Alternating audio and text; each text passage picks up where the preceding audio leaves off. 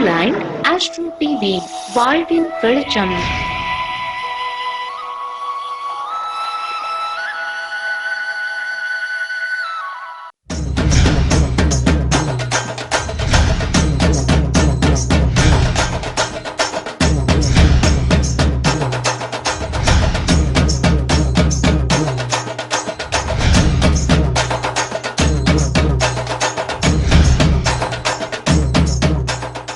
முதல் நிகழ்வாக குத்துவிளக்கு ஏற்றுதல்.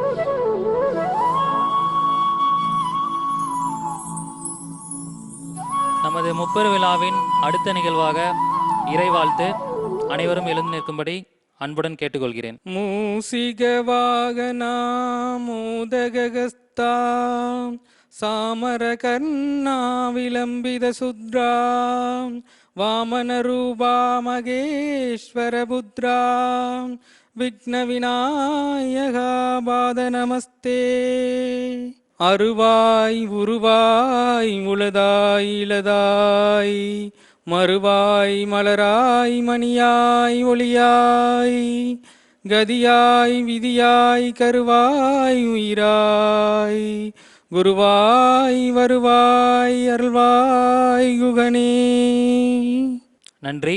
இன்னைக்கு நம்ம திருச்செந்தூருடைய செந்தில் ஆண்டவர் சன்னதியிலேருந்து நம்ம பேசிகிட்டு இருக்கோம். இன்றைய நிகழ்வு பார்த்திங்கன்னா ஒரு சர்ப்ரைஸான நிகழ்வாக இருக்கும்.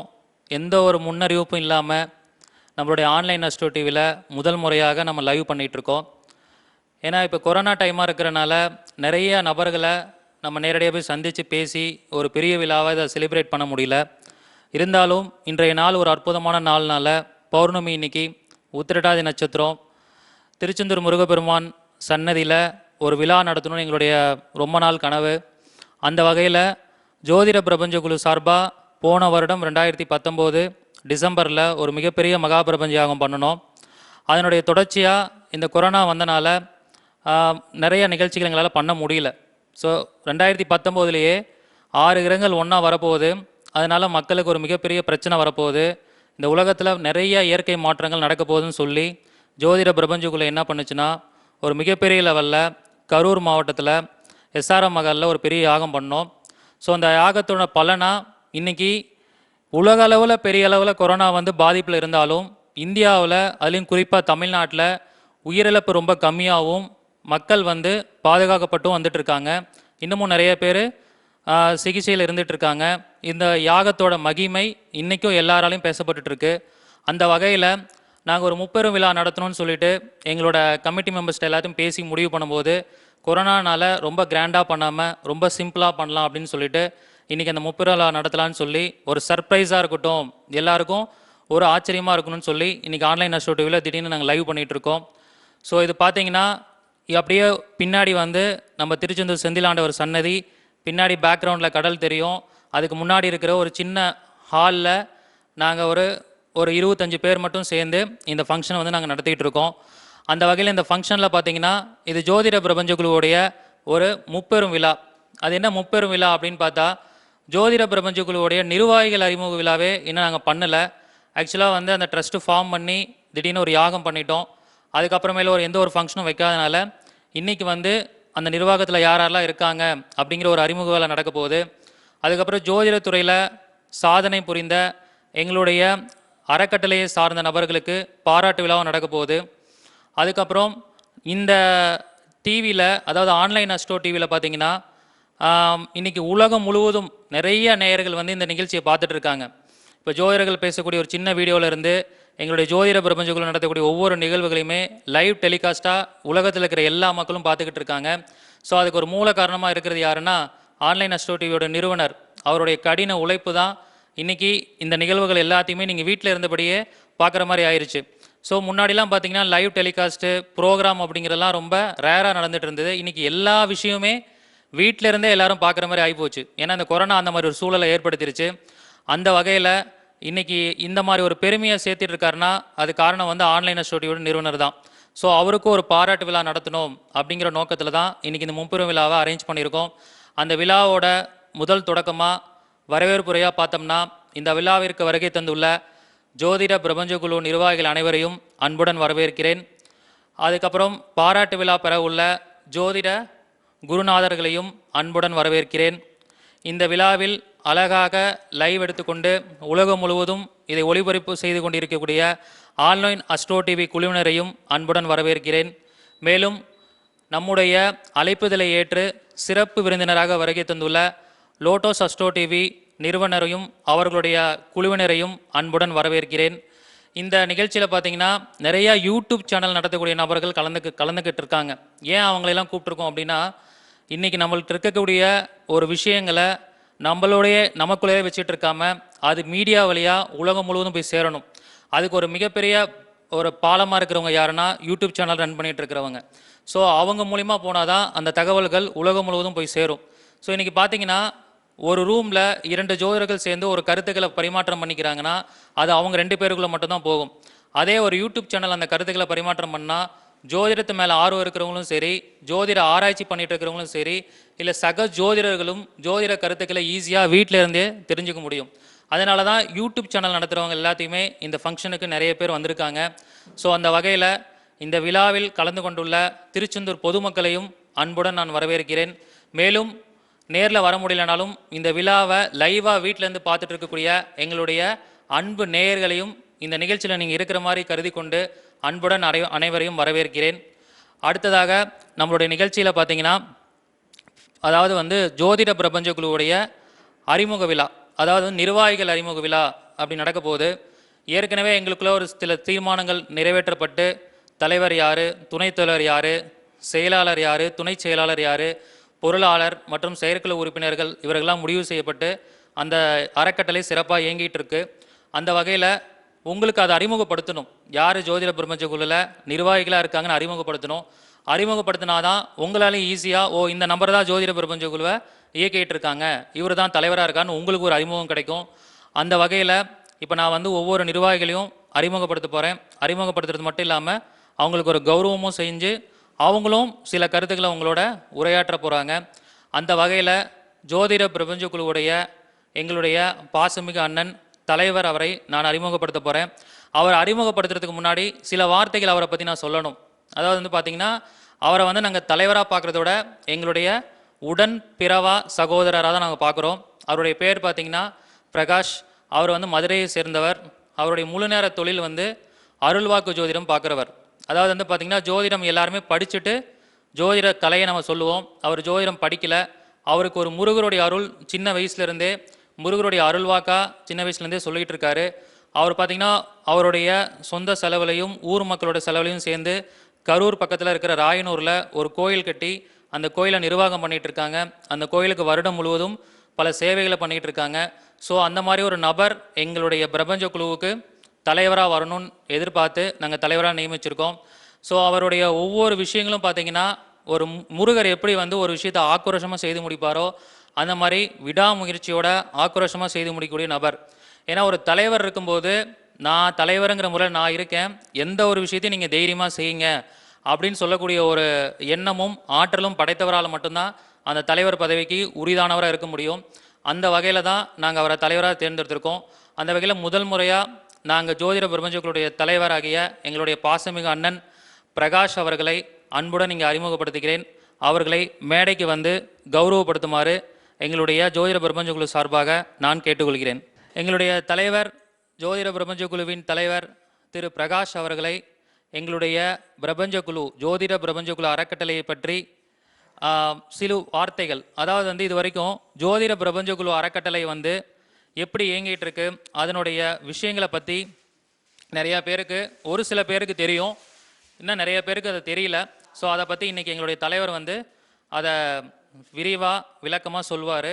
ஸோ ஓரிரு வார்த்தைகள்லையோ இல்லை விளக்கமாகவோ இந்த ஜோதிட பிரபஞ்ச குழுவை பற்றி விளக்குமாறு அன்புடன் எங்களது பாசமிகு அண்ணன் தலைவர் அவர்களை கேட்டுக்கொள்கிறேன்.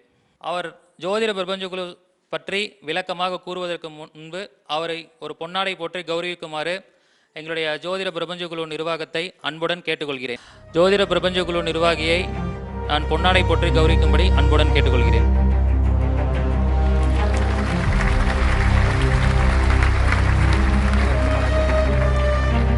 ஜோதிட பிரபஞ்ச குழு நடத்தும் முப்பெரும் விழா. இந்த விழாவுக்கு என்னை அழைச்சப்போ நான் சொன்னேன், தம்பி இதை வந்து மக்கள் அதிகமாக கூட்ட முடியாது, ஏன்னா கொரோனா ப்ராப்ளம் இருக்குது. அந்த ப்ராப்ளத்தை என்ன பண்ணலாம் அப்படின்னு கேட்டேன். அவர் சொன்னார், திருச்செந்தூர் முருகனுடைய அருள் இருக்குன்னா கண்டிப்பாக மக்கள் வருவாங்க அப்படின்னு. ஆனால் இவ்வளோ பேர் இங்கே வந்திருக்கீங்க, அதை நினைக்கும் போது எனக்கு ரொம்ப பெருமையாக இருக்குது. என்னென்னா ஜோதிட பிரபஞ்சக்குழு மீட்டிங்கு ஃபஸ்ட் டைமு திருச்செந்தூரில் நடத்துகிறோம் அப்படின்னும் போதே எனக்கே ஒரு எக்ஸைட்மெண்ட்டாக இருக்குது. என்னென்னா திருச்செந்தூர் முருகனுடைய ஆலயத்தில் இப்படி ஒரு விழா நடத்துவோம் நாங்கள் நினச்சி கூட பார்த்ததே கிடையாது. ஆனால் நினைத்தோம், அதை நடத்தி கொண்டிருக்கிறோம் ஆன்லைன் அஸ்ட்ரோ டிவியால். ஏன்னா ஆன்லைன் அஸ்ட்ரோ டிவி வந்து இன்றைக்கு மட்டும் இல்லை, ஆரம்ப காலகட்டத்திலேருந்து எங்களுடன் பயணித்து வருகிறார்கள். என்னென்னா அவர் வந்து சாதாரணமாக அவருடைய ஆன்லைன் அஸ்ட்ரோவை ஆரம்பித்தார். அவரை பற்றி பேசணுன்றதுக்காக மெயினாக நான் வந்ததே.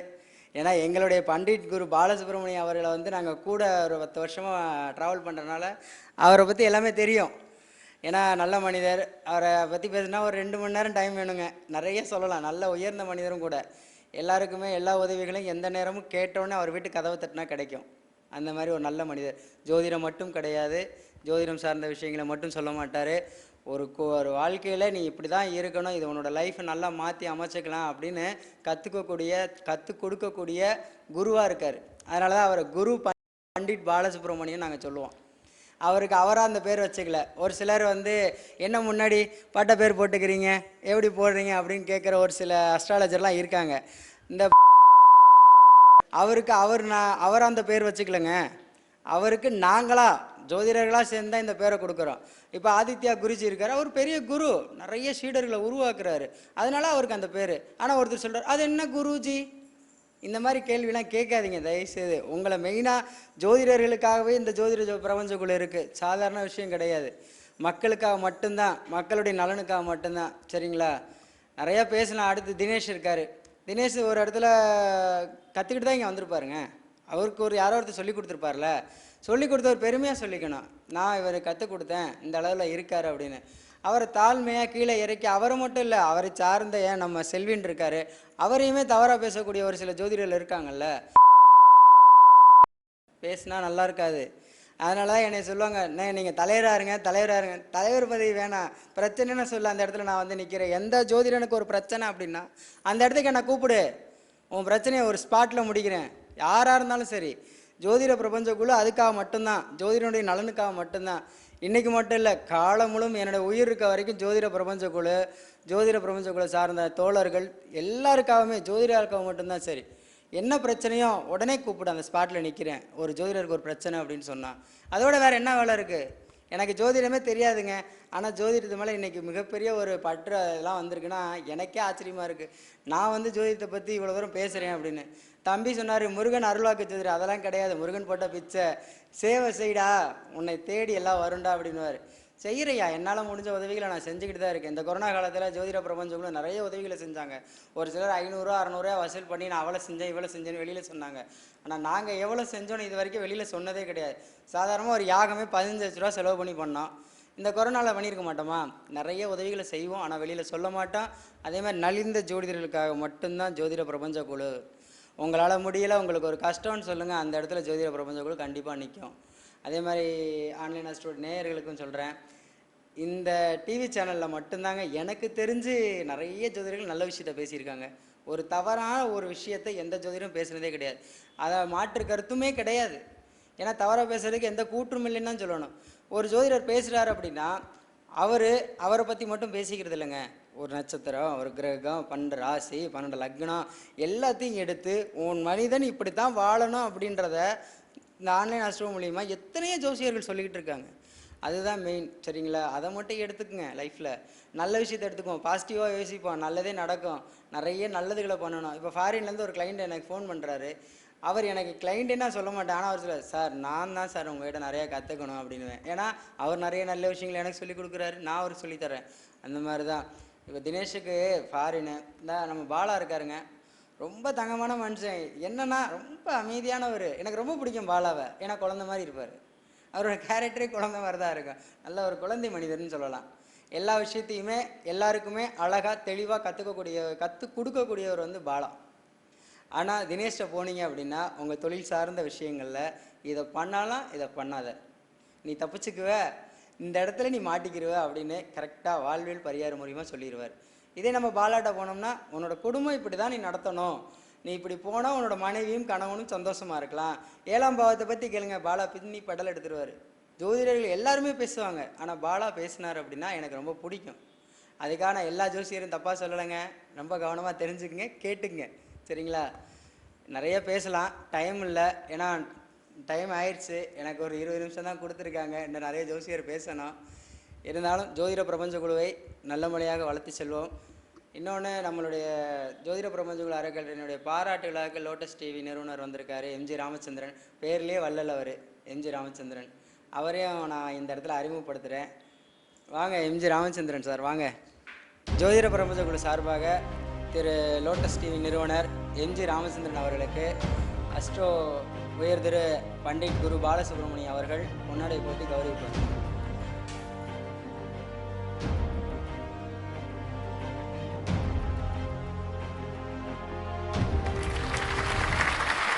லோட்டஸ் சேனலை பொறுத்த வரைக்கும் பாருங்கள், இவரும் நிறைய நல்ல விஷயங்களை நாமக்கல் பரமத்தி சுற்றி உள்ள ஏரியாவில் ஏழை மக்கள், ஏழை குழந்தைகளுக்கு நிறைய ஹெல்ப் பண்ணிகிட்ருக்காரு. நல்ல மனிதர். பேர் என்ன பேரோ, எம்ஜி ராமச்சந்திரன்றது அவரோட பேர். எம்ஜிஆர் தான் அவர் சொல்லப்போனால். நிறைய நல்ல விஷயங்களை பண்ணிக்கிட்டு வரனால அவரை வள்ளல்னே சொல்லலாம், சரிங்களா? நல்ல மனிதர். ஐயா 2 நிமிஷம் பேசட்டும், நான் உங்களுக்கு பேச சொல்கிறேன், பேசுங்க. ஜோதிட பிரபஞ்ச குழு நிர்வாகிகள் அனைவருக்கும், உலக பொதுமக்கள் அனைவருக்கும் எனது முதற்கண் வணக்கத்தை தெரிவித்துக் கொள்கிறேன். இப்போது இங்கே வந்து பார்த்தீங்க அப்படின்னா, லோட்டஸ் அஸ்ட்ரோ டிவி சேனல் வந்து நாங்கள் வந்து ஆன்லைன் அஸ்ட்ரோ டிவி சேனலை பார்த்து இன்ஸ்பயர் ஆகி தான் நாங்கள் இந்த சேனலை ரன் பண்ணிக்கிட்டு இருக்கோம். இவங்க வந்து ஆன்லைன் அஸ்ட்ரோ டிவிக்காரங்க நிறையா வீடியோஸ் வந்து அப்லோட் பண்ணுறதுனால அவங்களோட கருத்துக்கள், பல ஜோதிடர்களோட அருமையான கருத்துக்களை வந்து தெளிவாக அவங்க பதிவு செஞ்சிட்ருக்காங்க. அது உலக மக்களில் வந்து பார்த்திங்கன்னா நல்ல ஒரு விதமாக வரவேற்பு கொடுத்துக்கிட்டு இருக்கு. அதை தொன்று தான் நாங்கள் இந்த ஒரு சேனலை ஆரம்பிச்சிருக்கோம். இதுக்கும் நீங்கள் சப்போர்ட் பண்ணுவீங்கன்னு நாங்கள் நம்புகிறோம். நன்றி ஜோதிட பிரபஞ்ச குழு நிர்வாகிகள் மற்றும் லோட்டஸ் அஸ்ட்ரோ டிவி உரிமையாளர் அவர்களுக்கும் நன்றி, மற்றும் பண்டிட் பாலசுப்ரமணியம் ஐயா அவர்களுக்கு நன்றி, மற்றும் அஸ்ட்ரோ தினேஷ் அவர்களுக்கு நன்றி, மற்றும் ஆன்லைன் அஸ்ட்ரோ டிவியினுடைய நேயர்கள் அனைவருக்கும் மிகப்பெரிய சிரம் தாழ்ந்த நன்றி தெரிவித்துக் கொள்கிறேன். அதாவது வந்து நான் அண்ணனை வந்து பேச கூப்பிட்றதுக்கு முன்னாடியே சொன்னேன், அவர் வந்து அருள்வாக்கு ஜோதிடர் அப்படின்னு சொல்லி முருகரோட எனர்ஜியில் இருக்கிறவருன்னு. அதாவது முருகருக்கு வந்து பார்த்திங்கன்னா பிளான் பண்ணி பேச தெரியாது. செவ்வாய் அப்படிங்கிறது வந்து எப்பயுமே எப்படின்னா அம்பு மாதிரி, என்ன மனசில் தோணுதோ டக்கு டக்குன்னு அம்பு மாதிரி வீசிட்டு போயிடும். புதன் அப்படிங்கிற ஒரு விஷயம், கிரகம் தான் வந்து எதையுமே யோசித்து பிளான் பண்ணி பேசும். அப்போ அவருடைய பேர் பிரகாஷ், அவர் முருகருடைய அருள்வாக்கு உபாசகர்னு சொன்னேன், அதை நிரூபிச்சுட்டு போயிட்டார். அவர் மனசில் என்ன இருந்துச்சோ அது எல்லாமே ஒரு ஜோதிட பிரபஞ்ச குழு தலைவராக அறிமுகப்படுத்தினோடனே அவர் மனசில் இருந்ததை கொட்டிட்டார். ஸோ இப்போ இது எல்லா ஜோதிடர்களுக்கும் எப்படி இருக்குன்னா, நாங்கள் இந்த ட்ரஸ்ட்டில் இருந்தாலுமே நாங்களும் ஒரு ஜோதிடர்கள். ஸோ இப்போ எல்லா ஜோதிடர்களுக்குமே இது வந்து ஒரு உத்வேகம். ஒரு யாரோ நமக்கு ஒரு அண்ணன் இருக்காரு, நமக்கு ஒரு பிரச்சனைனா வந்து நிற்கிறேன்னு சொல்கிறாரு, நமக்கு வீட்டில் ஒரு ப்ராப்ளம்னா அவர் வந்து பார்க்குறேன்னு சொல்கிறாரு, அப்படிங்கும்போது எல்லாருக்கும் ஒரு நம்பிக்கை பிறந்திருக்கும். ஸோ அந்த வகையில் ஜோதிட பிரபஞ்ச குழுவோட தலைவரை நான் அறிமுகப்படுத்தியாச்சு. அடுத்தது நான் அறிமுகப்படுத்த போகிறவர் வந்து ஆக்சுவலாக அவர் இந்த ஃபங்க்ஷனுக்கு வர முடியல. அவர் வந்து பார்த்திங்கன்னா கோயம்புத்தூரில் ஒரு மிகப்பெரிய விஐபி. அவர் பேர் வந்து திரு ரமேஷ் அவர்கள். அவர் டாக்டர் ரமேஷ்னு சொல்லி அன்பாக அழைப்போம். அவர் வந்து சித்த மருத்துவத்தில் பல பட்டங்களை பெற்று இப்போ கட்சி பணியில் நிறையா, இப்போ நம்மளுடைய பாரதிய ஜனதா கட்சியில் கோவை மாவட்டத்துடைய பிரச்சார அணி தலைவராக இருக்கார். ஸோ அதில் பிஸியாக இருக்கிறனால அவரால் இங்கே வர முடியல. அவர் தான் நம்மளுடைய ஜோதிட பிரபஞ்ச குழுவுடைய துணைத் தலைவர். ஸோ அடுத்ததாக அவர் வர முடியினாலும் அவருடைய ப்ரெசன்ஸ் இங்கே இருக்கிற மாதிரி நினச்சிக்கிட்டு அண்ணன் ரமேஷ் அண்ணன் அவர்களுக்கு இங்கிருந்தே நான் வாழ்த்துக்களை தெரிவிச்சுக்கிறேன். அவர் கண்டிப்பாக அடுத்த ஃபங்க்ஷனில் வந்து கலந்துக்கிறேன்னு சொல்லியிருக்காரு. ஸோ அடுத்ததாக நான் அறிமுகப்படுத்தக்கூடியவர் யார் அப்படின்னு பார்த்தீங்கன்னா, நமக்கு ரொம்ப பழக்கப்பட்டவர் தான். அதுலேயும் குறிப்பாக ஆன்லைன் அஸ்ட்ரோ டிவியில் இருக்கிற எல்லா நேயர்களுக்கும் ரொம்ப பழக்கப்பட்ட நபர். அவருடைய முகத்தை 2 நாளைக்கு ஒருக்கா சேனலில் பார்க்காம இருக்க மாட்டீங்க. ஒரு ஏற்கனவே அண்ணன் சொன்ன மாதிரி ஒரு குழந்தை வடிவில் இருக்கக்கூடிய குழந்தை உள்ளம் கொண்ட எங்களுடைய அன்பு நண்பர் பண்டிட் அவர்கள் அறிமுகப்படுத்த போகிறேன். அவருக்கு என்ன ஒரு பதவி கொடுத்துருக்கோம் அப்படின்னா, ஜோதிட பிரபஞ்ச குழுவுடைய செயலாளரே அவர் தான். அதாவது வந்து பார்த்திங்கன்னா எந்த ஒரு விஷயத்தையுமே வந்து செயல்படுத்துறதா ரொம்ப கஷ்டம். எல்லாமே பேசிடலாம், ஆனால் அதை செயலுக்கு கொண்டு வரணும். அப்போ செயல்படுத்துறதுக்குன்னு ஒரு திறமையான ஒரு நபர், ஒரு செயல்திறன் கொண்ட நபர் நமக்கு தேவை. அந்த வகையில் பார்க்கும்போது பண்டிட் அந்த காரியத்தை சிறப்பாக செய்வார். அப்படிங்கிறனால தான் நம்மளுடைய பாலசுப்ரமணியம் ஐயா அவர்களுக்கு ஜோதிட பிரபஞ்ச குழுவின் அறக்கட்டளையுடைய செயலாளர் பதவியை கொடுத்துருக்கோம். அந்த வகையில் இன்றைக்கி முதல் முறையாக ஜோதிட பிரபஞ்ச குழுவின் செயலாளராக அவரை இந்த அவையில் நான் அறிமுகப்படுத்துகிறேன். அவரை கௌரவப்படுத்துமாறு ஜோதிட பிரபஞ்ச குழு தலைவர் அவர்களை நான் அன்புடன் கேட்டுக்கொள்கிறேன். அனைவரும் கொஞ்சம் கை தட்டி உற்சாகப்படுத்துங்க. இது எல்லாமே ஒரு உற்சாகம்தான். ஜோதிட பிரபஞ்ச குழுவுடைய நிர்வாகி அறிமுகப்படுத்தியாச்சு. இனிமேல் செயலாளர்னு உரிமையாக சொல்லலாம். அந்த வகையில் ஜோதிட பிரபஞ்ச குழு செயலாளர் ஜோதிட பண்டிட் குரு பாலசுப்ரமணிய ஐயா அவர்களை ஜோதிட பிரபஞ்ச குழுவின் செயல்பாடுகளை பற்றி உரையாற்றுமாறு அன்புடன் அழைக்கிறேன். அனைவருக்கும் வணக்கம். இப்போ என்னை பற்றி அறிமுகம் ஆன்லைன் அஸ்ட்ரோ டிவிக்கு தேவைப்படாது. ஏன்னு பார்த்தீங்கன்னா நிறைய வீடியோக்களை ஆன்லைன் அஸ்ட்ரோ டிவியில் ரெகுலராக நாங்கள் வெளியிட்டிருக்கோம். ஸோ பார்த்தீங்கன்னா இன்றைக்கி திருச்செந்தூர் முருகப்பெருமான் கோவிலில் இன்றைக்கி இந்த வீடியோ வெளியிடுறது ரொம்ப மகிழ்ச்சியாக இருக்குது. ஏன்னா முதன்முறையாக பார்த்தீங்கன்னா எங்களுடைய வீடியோ இங்கே இந்த திருச்செந்தூர் முருகனுடைய சன்னதியில் அவருடைய மண்ணில் நடக்குது. அதுவே எங்களுக்கு மிகப்பெரிய ஒரு சந்தோஷம். அதே மாதிரி பார்த்திங்கன்னா அங்கே இந்த ஜோதிட பிரபஞ்ச குழு இது ஒரு அறக்கட்டளை ட்ரஸ்ட்டு. ஸோ அந்த அறக்கட்டளை மூலமாக பார்த்திங்கன்னா அங்கே நிறைய விஷயங்களை செஞ்சுக்கிட்டு வர்றோம். வெளிப்படையாக இல்லைனாலும் மறைமுகமான வகையில் நாங்கள் செஞ்சுட்டு வர்றோம். இப்போ நிறையா இந்த நலிந்த ஜோதிடர்கள், அதே மாதிரி பார்த்திங்கன்னா உடல்நிலை பாதிக்கப்பட்ட ஜோதிடர்கள், நலிந்த ஜோதிடர்கள், அதே மாதிரி பார்த்திங்கன்னா இந்த கொரோனா டைமில் நிறைய மக்களுக்கு மாஸ்க்கு, நிறைய மக்களுக்கு சானிடைசர், இந்த மாதிரி விஷயங்களையெல்லாம் நாங்கள் நிறையா கொடுத்துருக்கோம். 2-3 ஜோதிடர்களுக்கு மருத்துவ ஹெல்ப்பும் பண்ணியிருக்கோம். அந்த மாதிரி சின்ன சின்ன ஹெல்ப்பை நாங்கள் மறைமுகமாக பண்ணிட்டு வந்துட்டுருக்கோம். இன்னும் நாங்கள் ட்ரஸ்ட்டு நல்லா வளர்ந்துச்சு அப்படின்னா இன்னும் நிறைய விஷயங்களை, நிறைய எங்களால் முடிஞ்ச சேவைகளை கண்டிப்பாக எல்லாருக்கும் செய்வோம். சரிங்களா? கண்டிப்பாக எங்களுடைய இந்த அறக்கட்டளைக்கு அனைவருடைய ஆதரவும் வேண்டும் என்று கேட்டுக்கொள்கிறேன். இப்போ பார்த்தீங்கன்னா அடுத்து இன்றைக்கி இந்த திருச்செந்தூர் மண்ணில் இந்த விழா இன்றைக்கி நடந்திருக்கு. இதில் ஒரு சிறப்பம்சம் என்ன அப்படின்னா, இங்கே கூட வந்திருக்கிறவங்களுக்கே அந்த விஷயம் தெரியாது. ஏன் அப்படின்னு பார்த்தீங்கன்னா, அதாவது பார்த்தீங்கன்னா இந்த தாமிரபரணி ஆறு ஓடக்கூடியது திருநெல்வேலி தூத்துக்குடி சுற்றி தான் தாமிரபரணி ஆறு ஓடிட்டுருக்கு. இந்த தாமிரபரணி ஆறு ஃபஸ்ட்டு எங்கே அங்கே ஆரம்பித்து வருது அப்படின்னு பார்த்தீங்கன்னா பாபநாசத்தில் ஆரம்பித்து வருது. நீங்கள் வரிசையில் வரும்போது பார்த்தீங்கன்னா ஃபஸ்ட்டு கோவில் சூரியனுடைய கோவிலாக இருக்கும், 2வது சந்திரன் கோவிலாக இருக்கும், 3வது செவ்வாய் கோவிலாக இருக்கும். இப்படியே வரிசையில் வந்தீங்கன்னா 8வது கேதுவுடைய கோவிலாக இருக்கும், 9 சுக்கிரனுடைய கோவிலாக இருக்கும். இன்றைக்கி இந்த பூமி திருச்செந்தூர் பூமி என்ன அப்படிங்கிறத ஃபஸ்ட்டு எல்லாரும் தெரிஞ்சுக்கணும். திருச்செந்தூர் பூமி பல அதிசயங்களை உள்ளடக்கியது. அப்படின்னு பார்த்தீங்கன்னா இந்த திருச்செந்தூர் பூமி தான் குருஸ்தலம்னு சொல்லுவாங்க. சரிங்களா? இந்த குருஸ்தலம் அது மட்டும் இல்லாமல் இங்கே முருகப்பெருமான் வீற்றிருக்கிறார். அப்போ செவ்வாயும் குருவும் சேர்ந்த அம்சம் இந்த திருச்செந்தூர் மண். அதே மாதிரி பார்த்தீங்கன்னா கடல் அமைந்த பகுதி. அப்போ சுக்கிரனுடைய அம்சமும் இங்கே வந்துடுது. அப்போ செவ்வாய் குருவுடைய அம்சம், சுக்கிரனுடைய அம்சம், இந்த 3ம் சேர்ந்தது இந்த திருச்செந்தூர் மண்.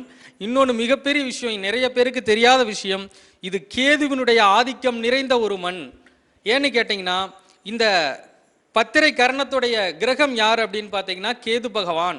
ஸோ பத்திரை கரணத்துடைய அந்த தெய்வம், அந்த கோவில் எது அப்படின்னு பார்த்தீங்கன்னா திருச்செந்தூர் முருகன் கோவில். ஸோ கேதுவினுடைய முழு அம்சத்தை பெற்ற கோவில் இந்த கோவில் தான். நவ கிரகங்களில் கேதுவுடைய கோவில், கரணத்தில் கேதுவுடைய கோவில் இந்த திருச்செந்தூர் முருகப்பெருமான் கோவில் தான். ஸோ பார்த்தீங்கன்னா இந்த பத்திரை கரணத்தில் பிறந்தவங்க இந்த முருகப்பெருமான் கோவிலுக்கு வந்துட்டு போனால் நிச்சயமாக நன்மைகள் நடந்தேறும். அதே மாதிரி பார்த்தீங்கன்னா இந்த கேதுவை பற்றி சொல்லும்போது நேற்று நம்ம கூட வந்திருந்த நண்பர்களுக்கே அந்த விஷயம் தெரியாது. இப்போ சொல்லும்போது அவங்களுக்கே அதிசயமாக இருக்கும். ஏன்னா கேது அப்படிங்கிறது 8வது எண். அதாவது பார்த்தீங்கன்னா தமிழ் வழியில் குமாரசுவாமி பார்த்தீங்கன்னா இந்த உலகம் அழிஞ்சு உருவான ஆண்டு அப்படின்னு பார்த்த அந்த வருடம் அந்த கிரகம் எதுன்னு பார்த்தீங்கன்னா சூரியனுடைய நட்சத்திரத்தில் கிருத்திகை நட்சத்திரத்தில் தான் இந்த பூமி தோன்றியதாக வரலாறு இருக்குது. ஸோ அதனுடைய வரிசை அடிப்படையில் 8 அப்படிங்கிறது கேதுவை சொல்லும். அப்போ 8 அப்படின்னா இன்றைக்கி நாங்கள் வந்தவங்க மொத்தம் 8 பேர். அவங்களுக்கே தெரியாது, இப்போ தான் தெரியும். இன்றைக்கி நாங்கள் கோவிலுக்குள்ளே போனது மொத்தம் 8 பேர். திருச்செந்தூர் முருகப்பெருமான் அந்த கேதுவுடைய அம்சம். ஸோ இன்றைக்கி நாங்கள் மொத்தமாக 8 பேர். இந்த 8 பேர் தங்கின ரூம் 1007 1007 அப்படின்னா பாருங்கள், 1 7 8. ஸோ இந்த மாதிரி நிறைய அதிசயங்கள் உள்ளடக்கியது தான் இந்த திருச்செந்தூர் முருகப்பெருமானுடைய மண். ஆகவே பார்த்திங்கன்னா இந்த மண்ணை பற்றி நம்ம சொல்ல வேண்டிய அவசியமே இல்லை. அந்த அளவுக்கு இதனால் பயனடைஞ்சவங்க நிறைய பேர். ஸோ அடுத்ததாக பார்த்திங்கன்னா நான் எங்களுடைய ஜோதிட பிரபஞ்ச குழு பொருளாளரை நான் முதல்ல இன்றைக்கி அறிமுகம் செய்து வைக்கிறேன். இப்போது பொருளாளர் பார்த்தீங்கன்னா வேறு யாரும் இல்லை, ஏற்கனவே நம்முடைய ஆன்லைன் அஸ்ட்ரோ டிவிக்கு அறிமுகமான நபர் தான் நம்ம அஸ்ட்ரோஜி தினேஷ் அவர்கள். அவர் பார்த்தீங்கன்னா என்னோட வந்து பார்த்தீங்கன்னா கிட்டத்தட்ட ஒரு 4-5 வருடங்களாக நட்பில் இருக்கக்கூடியவர், ரொம்ப எளிமையானவர், என்னுடைய அருமை நண்பர். அது மட்டும் இல்லாமல் பார்த்தீங்கன்னா நிறைய நேரங்களை நாங்கள் சேர்ந்து பணியாற்றியிருக்கோம். அவருடைய இந்த வாழ்வியல் பரிகாரங்கள் சூட்சமங்கள் பார்த்தீங்கன்னா ரொம்ப வந்து நல்ல ஒரு யூஸ்ஃபுல்லான முறையில் இருக்குது. அவர் மூலமாக நானே சில வாழ்வியல் பரிகாரங்களை கற்றுக்கிட்டேன்னா பார்த்துக்குங்க. ஸோ அந்த மாதிரி என்னுடைய பெருமைமிகு நண்பர் அவர்களுக்கு இந்த ஜோதிட பிரபஞ்ச குழு பொருளாளர் அவருக்கு பொன்னாடை போர்த்தி கௌரவிக்கப்படுகிறது.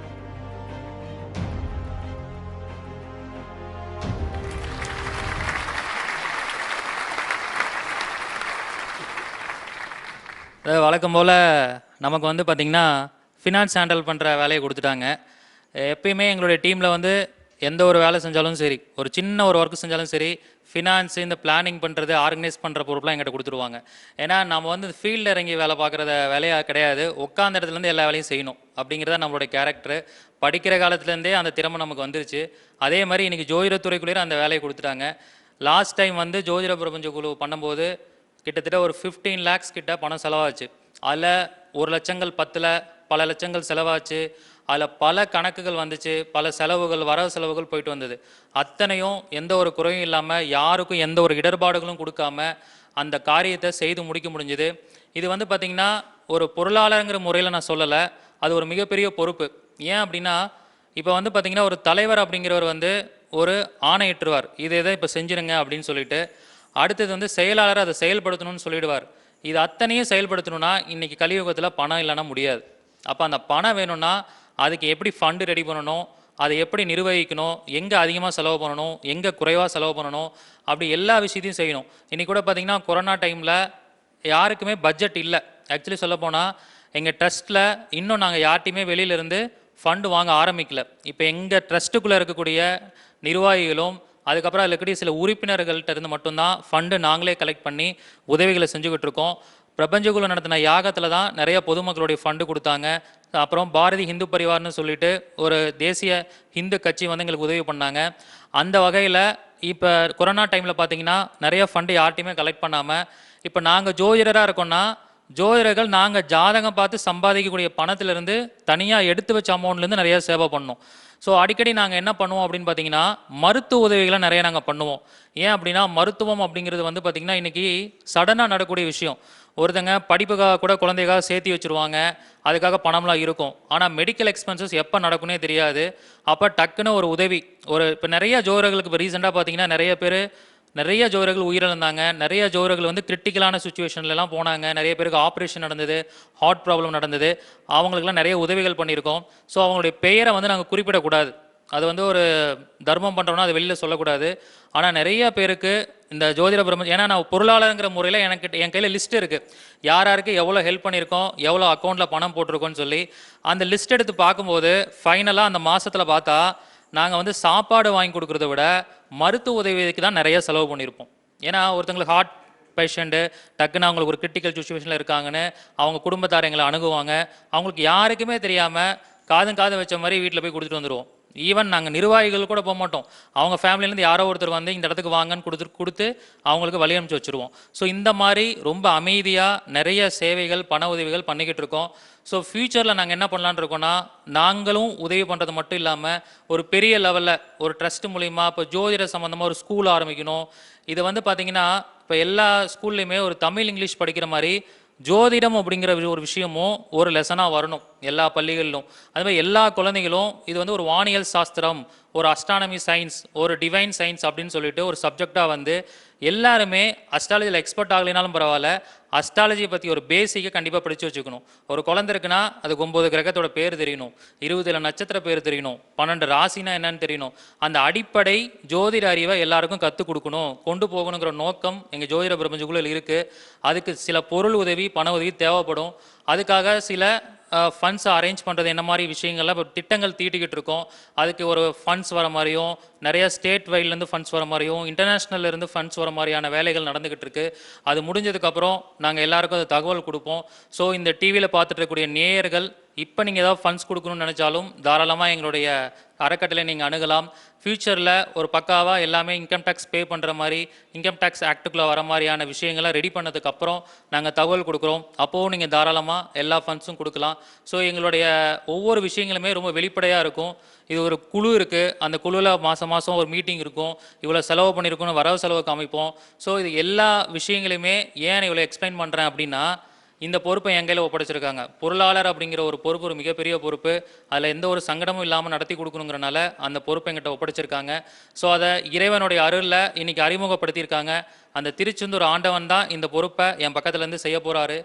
ஏன் இதை வந்து நான் ஒரு தைரியமாக சொல்கிறேன் அப்படின்னா, இந்த ஸ்தலத்தில் பிறந்த முருகர் வந்து விசாக நட்சத்திரம் தான் பிறந்திருக்கார். என்னுடைய ஜென்ம நட்சத்திரமும் விசாகம் தான்.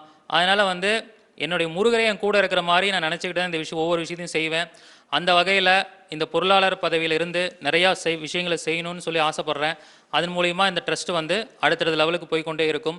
அந்த வகையில் இப்போ தலைவரை பற்றி பார்த்தாச்சு, செயலாளரை பற்றி பார்த்தாச்சு, பொருளாளரை பற்றி நானும் நிறைய விஷயங்களை சொல்லிட்டேன். இப்போ வந்து அடுத்தது பார்த்திங்கன்னா துணை செயலாளர் அப்படிங்கிற ஒரு பதவி.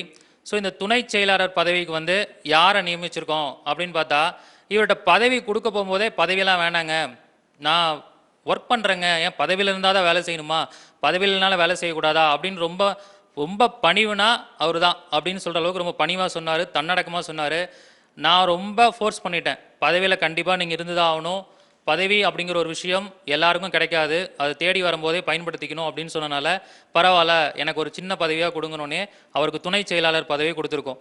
இந்த துணை செயலாளர் வேறு யாருமே இல்லை, இப்போ உலகம் ஃபுல்லாக நம்மளுடைய ப்ரோக்ராமை ஒளிபரப்பிக்கிட்டு இருக்க நம்மளுடைய ஆன்லைன் அஸ்ட்ரோ டிவி உரிமையாளர் திரு கோவில்பட்டியைச் சேர்ந்த முத்துப்பாண்டி ஐயா அவர்கள் தான் நம்மளுடைய ஜோதிட பிரபஞ்ச குழுவுடைய துணை செயலாளர். அவர் என்ன சொன்னார்னா, செயலாளராக நம்மளுடைய பண்டிட்டையாக தான் போட்டிருக்கீங்க, எந்த ஒரு செயல்பாடுகளையுமே இன்றைக்கி வந்து பார்த்திங்கன்னா ஒரு செயல்பாடுகளை மக்கள்கிட்ட கொண்டு போய் சேர்க்கணுன்னா என்ன தேவை, மார்க்கெட்டிங் வேணும், மீடியாவோட ஹெல்ப் வேணும். அப்போ மீடியாவுக்கு என்ன பண்ணுறது, நானே ஒரு சேனல் வச்சு ரன் பண்ணிகிட்டு இருக்கேன், நீங்கள் கவலையே பட வேண்டாம், நம்ம ட்ரஸ்ட்டு சம்மந்தப்பட்ட எல்லா தகவலையும் மக்கள்கிட்ட ரீச் பண்ணுறதுக்கு நான் தகவல் தொழில்நுட்ப சார்பாக அந்த பிரிவில் இருந்து நான் உதவி பண்ணி தரேன் அப்படின்னு சொல்லி சொன்னார். அது எங்களுக்கு ஒரு மிகப்பெரிய ஒரு தன்னம்பிக்கை ஊட்டுற விஷயமா இருந்தது.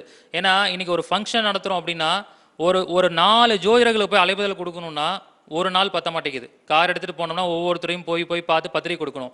ஆனால் இன்றைக்கி ஒரு ஆன்லைன் அஸ்ட்ரோ டிவின்னு இருக்கிறனால ஒரு சேனல் மூலிமா இருந்தால் எல்லாருக்கும் ஒரு நேரடியாக ஒரு அழைப்புதல் கொடுக்க முடியுது, எல்லாருக்கும் தகவல் கொடுக்க முடியுது. அந்த வகையில் ஒரு மிகப்பெரிய தூணா ஜோதிட பிரபஞ்சங்களுக்கு தகவல் தொழில்நுட்பத்துறை சார்ந்த வகையில் நான் துணை செயலாளர் அந்த பணியாற்றுறேன்னு சொல்லி அவர் எங்களுக்கு வந்து ஒரு பொறுப்பான விஷயங்களை ரெஸ்பான்சிபிலிட்டி எடுத்திருக்காரு. அதை நினைக்கும் போது எங்களுக்கு ரொம்ப சந்தோஷமாக இருக்குது. அவரையும் இந்த அவையில் கௌரவப்படுத்தணும்னு நினைக்கிறோம். அந்த வகையில் திரு முத்துப்பாண்டி ஐயா அவர்களை மேடைக்கு வருமாறு அன்புடன் அழைக்கிறேன். ஜோதிட பிரபஞ்ச குழுவை சார்ந்த செயலாளர் அவர்களை திரு முத்துப்பாண்டி ஐயா அவர்களுக்கு பொன்னாடை போற்றி கௌரவிக்குமாறு அன்புடன் கேட்டுக்கொள்கிறேன். உள்ளம் தெளிவாக வை, எண்ணம் உயர்வாக வை, வாழும் காலம். அதாவது வந்து எல்லா நிர்வாகிகளையுமே நாங்கள் வெறும் பொன்னாடை போட்டு கௌரவப்படுத்தணும். ஆனால் ஐயா அவர்களுக்கு மட்டும் ஸ்பெஷல் கிஃப்ட் ஒரு நினைவு பரிசு கொடுக்குறோம். ஏன் அப்படின்னா எல்லா நேயர்களும் உலகம் ஃபுல்லாக பார்த்துட்டு இருக்கீங்க. இது வரைக்கும் ஆன்லைன் அஸ்ட்ரோ டிவிங்கிற பேர் மட்டும் தான் தெரிஞ்சது. அதோடைய ஓனர் யார், அதோடைய உரிமையாளர் யார், அதோடைய நிறுவனர் யாருன்னு பல பேர் பல விதமாக கேள்விகள் கேட்குறாங்க. அவருடைய முகத்தை இன்றைக்கி ஸ்க்ரீனில் காமிச்சே ஆகணும்னு சொல்லிட்டு தான் இன்றைக்கி அவர் அறிமுகப்படுத்தி ஒரு நினைவு பரிசு வழங்குகிறோம். ஐயா அவர்களுக்கு ஜோதிட பிரபஞ்ச குழுவின் தலைவர் அவர்கள் நினைவு பரிசு வழங்குவார்.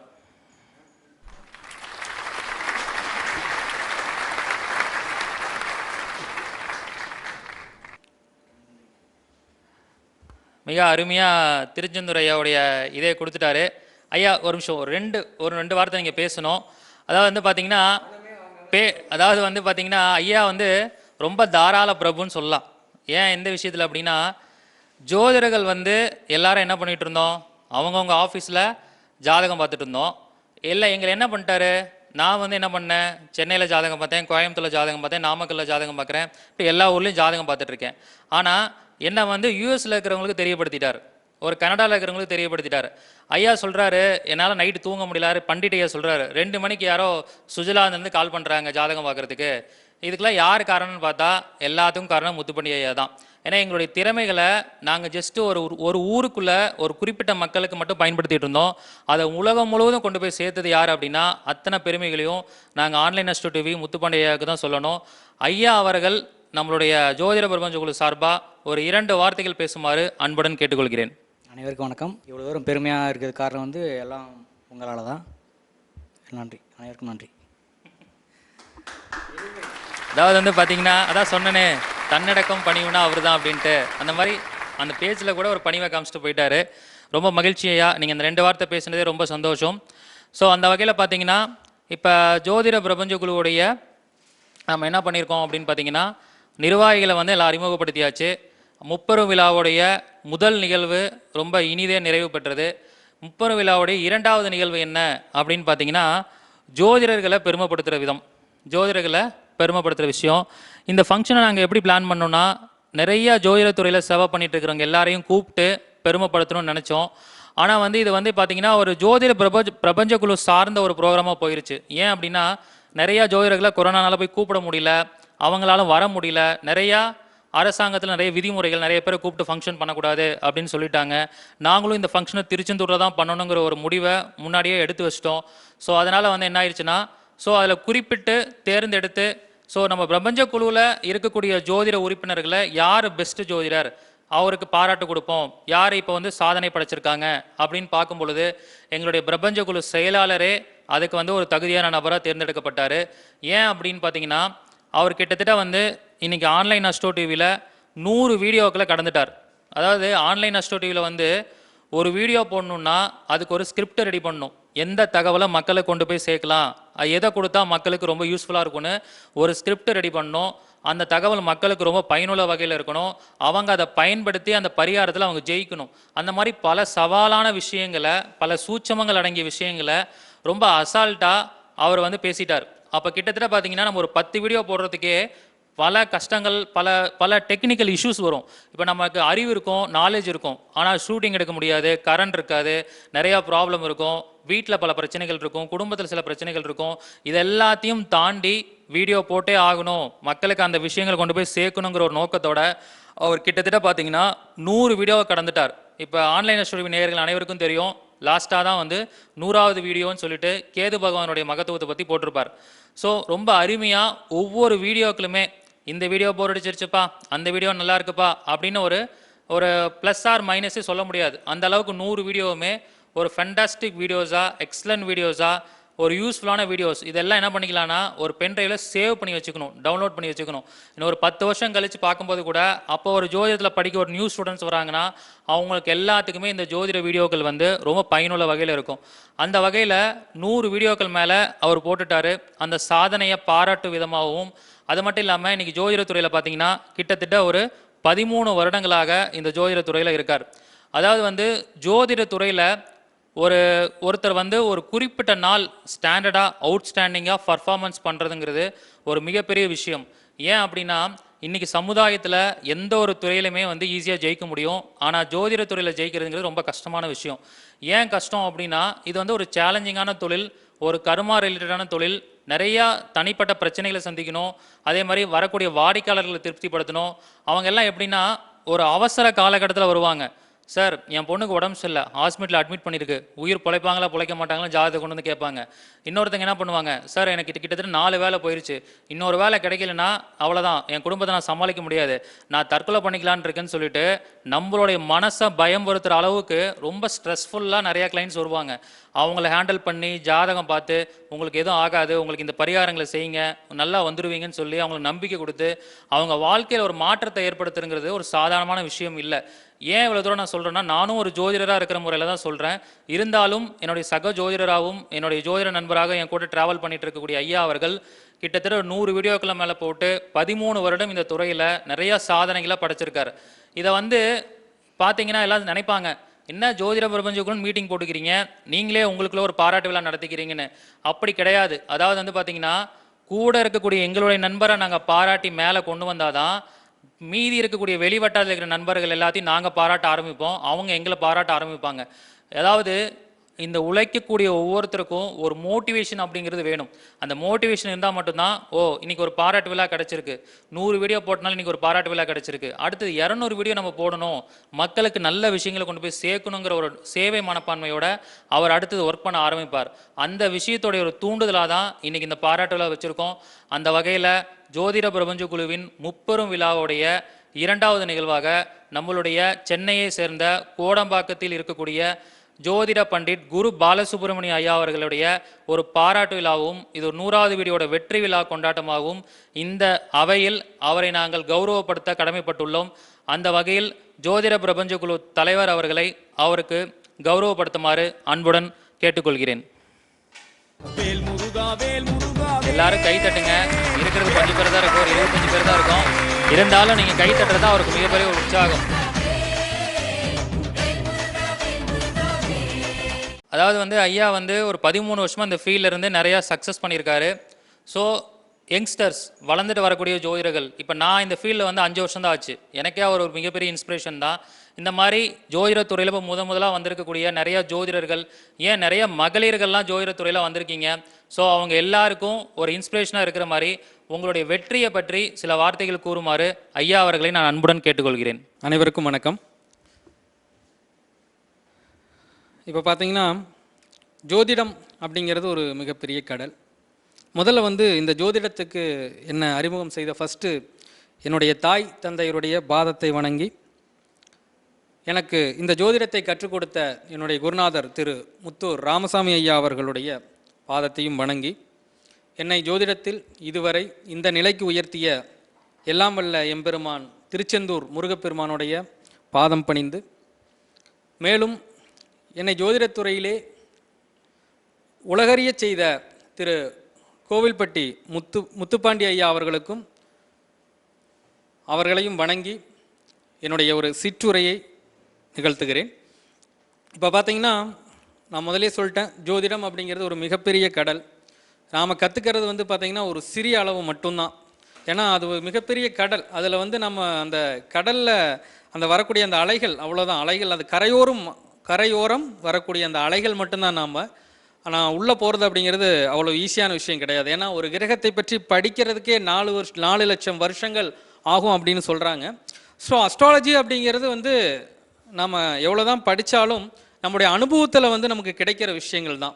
ஸோ அந்த அனுபவத்தில் கிடைக்கிற விஷயங்கள் மூலமாக தான் வந்து நம்ம உண்மைத்துவத்தை வந்து நம்மளால் அறிய முடியும். அது மட்டும் இல்லாமல் பார்த்திங்கன்னா இறையருள் நிச்சயமாக அது நமக்கு தேவைப்படும். ஏதாவது ஒரு இறைவனுடைய அருள் கண்டிப்பாக நமக்கு வேணும். முக்கியமாக வந்து யாராக வேணால் இருக்கட்டும், தாய் தந்தையரை கண்டிப்பாக நம்ம நல்லா பார்த்துக்கணும். தாய் தந்தையர் நல்லா பார்த்துக்கிறவங்க எல்லாருமே பார்த்திங்கன்னா கண்டிப்பாக வந்து அவங்க வாழ்க்கையில் என்றைக்காவது ஒரு நாள் உயர்வடைவாங்க. ஸோ அதனால் வந்து பார்த்திங்கன்னா முடிஞ்ச வரைக்கும் எந்த ஒரு விஷயமா இருந்தாலும் அடுத்தவங்களுக்கு கொடுங்க. நீங்கள் வந்து இந்த பிரபஞ்சத்துக்கு என்ன கொடுக்குறீங்களோ அதுதான் உங்களுக்கு திரும்பி கிடைக்கும்.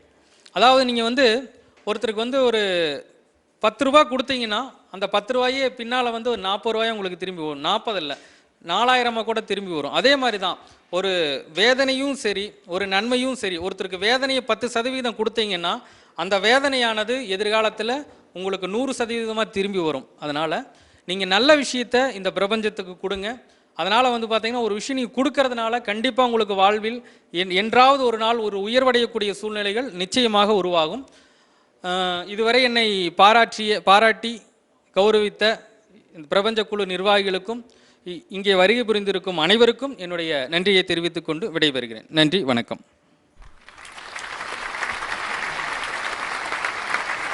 சிறப்புரை ஆற்றிய ஐயா அவர்களுக்கு நன்றி தெரிவித்துக் கொள்கிறேன். ஸோ இப்போ இரண்டாவது நிகழ்வாக ஜோதிடத்துறையில் சாதனை புரிந்து வாழ்ந்து கொண்டிருக்கும், மேலும் பல சாதனைகளை புரிய மேலும் பல முயற்சிகளை எடுத்துக்கொண்டிருக்கும் நமது ஐயா அவர்களுக்கு பாராட்டு விழா முடிஞ்சிருச்சு. அடுத்து 3வது விஷயம் யாருக்கு நடக்க போகுது அப்படின்னு பார்த்தீங்கன்னா அது ஒரு பாராட்டு விழா தான். அந்த பாராட்டு விழா யாருக்கு நடக்க போகுது நீங்கள் கிட்டத்தட்ட கெஸ் பண்ணியிருப்பீங்க யாருக்கு பண்ண போகிறோம் அப்படின்னு சொல்லிட்டு. அது வந்து கண்டிப்பாக அந்த பாராட்டு விழா அவருக்கு தான் பண்ணி ஆகணும். ஏன் அப்படின்னா இப்போ ஜோதிட பிரபஞ்ச குழு அப்படிங்கிறது ஜோதிடர்களுடைய நலனுக்காக உருவாக்கப்பட்டது. ஜோதிடத்தை உயிராக நேசித்து ஜோதிடத்தை பார்த்துட்டு இருக்கக்கூடிய ஜோதிடர்கள்லாம் நாங்கள் இருக்கோம். சரி, ஜோதிட பிரபஞ்ச குழு ஜோதிடர்களுக்காக இருக்குது. ஆனால் இந்த ஜோதிட பிரபஞ்ச குழுவையும் ஜோதிடர்களையும் மக்களுக்கு கொண்டு போய் சேர்க்கணும்ல, மக்கள்கிட்ட கொண்டு போய் சேர்க்கறதுக்கு ஒரு பாலமாக இருக்கணும்ல. இது வந்து தமிழ்நாடு மட்டும் இல்லை, இந்தியா மட்டும் இல்லை, உலக அளவில் கொண்டு போய் சேர்க்கணும். அப்போ அதுக்கு ஒரு மீடியா தேவைப்படுது, ஒரு கம்யூனிகேஷன் தேவைப்படுது, ஒரு மார்க்கெட்டிங் தேவைப்படுது. ஸோ இந்த கலியுகத்தில் எல்லாமே மார்க்கெட்டிங் தான். மார்க்கெட்டிங் இல்லாமல் எந்த ஒரு விஷயமும் கிடையாது. அப்போ அந்த ஒரு மீடியா கம்யூனிகேஷன் அப்படிங்கிற ஒரு விஷயத்தை கொண்டு போய் சேர்க்கறது யாருன்னா நம்மளுடைய மீண்டும் அவரே தான், அந்த பணிவு மிக்க மனிதர் தான் நம்மளுடைய ஆன்லைன் அஸ்ட்ரோ டிவி நிறுவனர் திரு முத்துப்பாண்டி ஐயா அவர்களுக்கு தான் அந்த பாராட்டு விழா பண்ண போகிறோம். அதாவது வந்து பார்த்திங்கன்னா அவரை பற்றி பாராட்டு விழா பண்ணுறதுக்கு முன்னாடி ஒரு சில வார்த்தைகள் கண்டிப்பாக சொல்லணும். அவரை பற்றி நிறையா பெருமைகள் வந்து நாங்கள் வந்து பார்த்திங்கன்னா ஒரு நண்பர்கள் மாதிரி ஒரு ஒரு ரூம் போட்டு தங்கி நிறையா ஜோதிடம் சம்மந்தப்பட்ட விஷயங்களை ஆலோசனை பண்ணுவோம். ஒரு ஃபங்க்ஷனுக்கு போகிறோன்னா அந்த இடத்துல இருக்கக்கூடிய கோயில் எது, அதனுடைய வரலாறு என்ன, அந்த ஊர் எந்த கிரகத்தின் அடிப்படையில் வருது, இந்த மாதிரி எப்போ பார்த்தாலும் ஒரு சில ஜோதிட ஆராய்ச்சிகளை பண்ணிக்கிட்டே இருப்போம். இப்போ பார்த்தீங்கன்னா ஒரு டீ கடையில் போய் டீ குடிச்சிட்டு இருந்தால் கூட காஃபி யார் குடிக்கணும், டீ யார் குடிக்கணும் அப்படின்னு சொல்லிட்டு பண்டிட் சொல்லுவார். காஃபி வந்து நீங்கள் குடிக்கக்கூடாது, இந்த நட்சத்திரத்துக்கு ஆகாது, டீ நீங்கள் குடிக்கக்கூடாது, இந்த நட்சத்திரத்துக்கு ஆகாது அப்படின்னு சொல்லுவார். நான் திடீர்னு உடனே என்ன சொல்லுவேன், ஓ அப்போ இது ஒரு பேட்டர்னா, இந்த பேட்டர்ன் நம்ம எப்படி ஃபாலோ பண்ணணும் அப்படின்னு சொல்லிட்டு அது ஒரு வாழ்வியல் பரிகாரமாக அவருக்கு நான் சொல்லுவேன். இந்த 2 விஷயத்தையும் வீடியோவை எடுத்து டக்குன்னு ஆன்லைன் ஸ்டுடியோவில் ஒளிபரப்பு பண்ணிடுவார். இதுதான் அவருடைய வேலை. அப்போ இந்த திறமைகளை வெளியில் கொண்டு போகிறதுக்கூடிய ஒரு முக்கியமான ஒரு பாலமாக இருக்கிற யார் அப்படின்னா முத்துப்பாண்டி ஐயா தான். அவர் கடந்து வந்த பாதைகளை எடுத்து பார்க்கும் பொழுது மிகவும் கஷ்டப்பட்டு ஒரு கேமராவை தூக்கிட்டு அவர் ஒவ்வொரு சங்கங்களுக்கு போயிருக்கார், பல ஜோதிடர்கள்ட்ட போய் வீடியோ எடுத்து போட்டிருக்கார். இன்னைக்கு பார்த்தீங்கன்னா ஜோதிடர்கள் நாங்கள்லாம் ஆன்லைன் ஸ்டுடியோ எப்போ வருவீங்க, எங்களுடைய வீடியோ எப்போ நீங்கள் ஸ்லாட்டில் போடுவீங்கன்னு எங்களுக்குள்ளே நாங்கள் சண்டை போட்டுட்ருக்கோம். எங்களுக்கு வந்து வெள்ளிக்கிழமை மணிக்கு இந்த வீடியோ நீங்கள் போடுங்க, வேலைக்கிழமை மணிக்கு பண்டிட் ஐயா வீடியோ போடுங்க அப்படின்னு நாங்கள் போய் சண்டை போடுற அளவுக்கு அந்த சேனல் வந்து இன்றைக்கி மிகப்பெரிய லெவலில் வளர்ந்துட்டுருக்கு. இன்னும் மேலும் பல வெற்றி சாதனைகளை அந்த சேனல் படைக்கும். ஏன்னா எங்களுடைய ஆதரவு எப்பவுமே அந்த சேனலுக்கு இருந்துகிட்டு இருக்கோம். நாங்கள் மட்டும் இல்லை, பல ஜோதிடர்கள் இந்த டிவியில் அதிகப்படியான வீடியோஸ் போடக்கூடிய நபர்கள் பார்த்தீங்கன்னா இப்போ பிருகு பிரபாகரன் ஐயா இருக்கார், நம்ம நியூமராலஜி ராஜேந்திரன் ஐயா இருக்கார், குன்றத்தூர் ராஜேந்திரன் ஐயா இருக்கார், இந்த மாதிரி பல ஜோதிடர்கள் இருக்காங்க. அவங்க எல்லாம் வீடியோஸ் போட்டுக்கிட்டே இருக்காங்க. இப்போ கூட இன்றைக்கி ஜோதிடம் கற்றுக்கிட்டு ஒரு 2 வருஷம் ஆனவங்க நிறைய பேர் ஃபோன் பண்ணி எங்கிட்டே தனிப்பட்ட முறையில் கேட்குறாங்க, ஐயா நாங்களும் ஆன்லைன் அஸ்ட்ரோ டிவியில் வீடியோ போடணும், நீங்கள் ஏதாவது வந்து அவருக்கு ரெக்கமெண்ட் பண்ணுங்கள், ரெஃபர் பண்ணுங்கள் அப்படின்லாம் கேட்பாங்க. அப்போ நான் சொல்லுவோம், நீங்கள் ரெக்கமெண்டேஷன் ரெஃபரன்ஸ்க்கே வேலை இல்லை, உங்களுக்கு உண்மையான திறமை இருந்ததுன்னா நீங்கள் தாராளமாக அவருக்கு ஃபோன் பண்ணி பேசுங்க. அவர் மற்றவங்க மாதிரி ஒரு தலைகணத்தோடலாம் இருக்க மாட்டார். யார் ஒருத்தர் வீடியோ போட்டு நானும் டெவலப் ஆகணும், நானும் வாழ்க்கையில் முன்னேறணும்னு நினச்சி நீங்கள் ஃபோன் பண்ணி கேட்டிங்கன்னா அவரோட வீடியோவை கண்டிப்பாக அங்கே ஒளிபரப்பு பண்ணிவிடுவார். அந்த மாதிரி ஒரு நல்ல மனிதர் தான் அவர். இன்றைக்கி நாங்கள் நிறைய சேனல் பார்க்குறோம். யூடியூப் சேனல் வந்து நிறைய இன்றைக்கி தமிழ்நாட்டில் இருந்துக்கிட்டு இருக்குது, ஜோதிடத்துறையில் நிறையா இருந்துக்கிட்டு இருக்குது. ஆனால் ஆன்லைன் அஸ்ட்ரோ டிவியோடைய ஒரு விஷயம் என்னென்னா, ஜோதிடர்கள் நல்ல ஜோதிடர்களை வந்து கரெக்டாக ஃபில்டர் பண்ணி மக்கள் தேர்ந்தெடுக்கிறதுக்கு ஒரு வடிகாலாக இருந்துக்கிட்டு இருக்குது. ஏன் அப்படின்னா இப்போ ஆன்லைன் அஸ்ட்ரோ டிவி பார்க்கும்போது என்ன பண்ணுறாங்க, நிறைய கிளைண்ட் எங்களுக்கு கால் பண்ணி, சார் உங்கள்கிட்ட ஒரு ஜோதிடம் சம்மந்தமாக ஆலோசனை எடுக்கணும், எங்களுக்கு இந்த பிரச்சனை இருக்குது அப்படின்னு கேட்டு வராங்க. நாங்கள் கேட்போம், நீங்கள் எப்படி என்னோட நம்பர் தெரியும், எப்படி வந்தீங்கன்னு கேட்டால், ஆன்லைன் அஸ்ட்ரோ டிவியில் நேற்று தான் சார் உங்கள் வீடியோ பார்த்தோம், ரொம்ப அருமையாக இருந்தது, அது மூலிமா தான் சார் உங்களுக்கு என்னோட பிரச்சனையை பற்றி கரெக்டாக நீங்கள் இந்த வீடியோவில் பேசுனீங்க, உங்கள்கிட்ட கேட்டால் எனக்கு இந்த பிரச்சனைக்கு ஒரு தீர்வு கிடைக்கும் அப்படின்னு கரெக்டாக அவங்க கால் பண்ணி அந்த ஆலோசனை எடுக்க முடியுது. அவ்வளோ எளிமையாக்கி கொடுத்துட்டார் அவர். ஜோதிடர்கள் வந்து இப்போ நம்ம தமிழ்நாட்டில் இருக்கோம், வெளிநாட்டில் இருக்கக்கூடிய ஒரு நபருக்கு ஒரு பிரச்சனைனா அவர் ஃபோன் பண்ணி இமிடியேட்டாக ஒரு தீர்வு எடுக்கணும் அப்படின்னா அழகாக அந்த டிவி மூலிமா பார்த்துட்டு வந்துடுறாங்க. இந்த மாதிரியான விஷயங்களை அவர் ரொம்ப சிறப்பான சாதனைகளை படைச்சிட்டு இருக்காரு.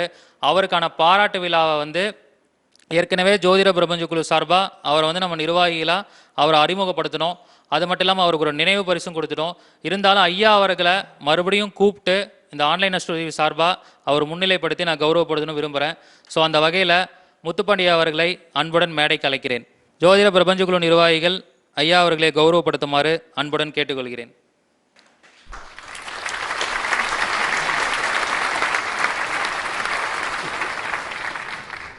வணக்கம்.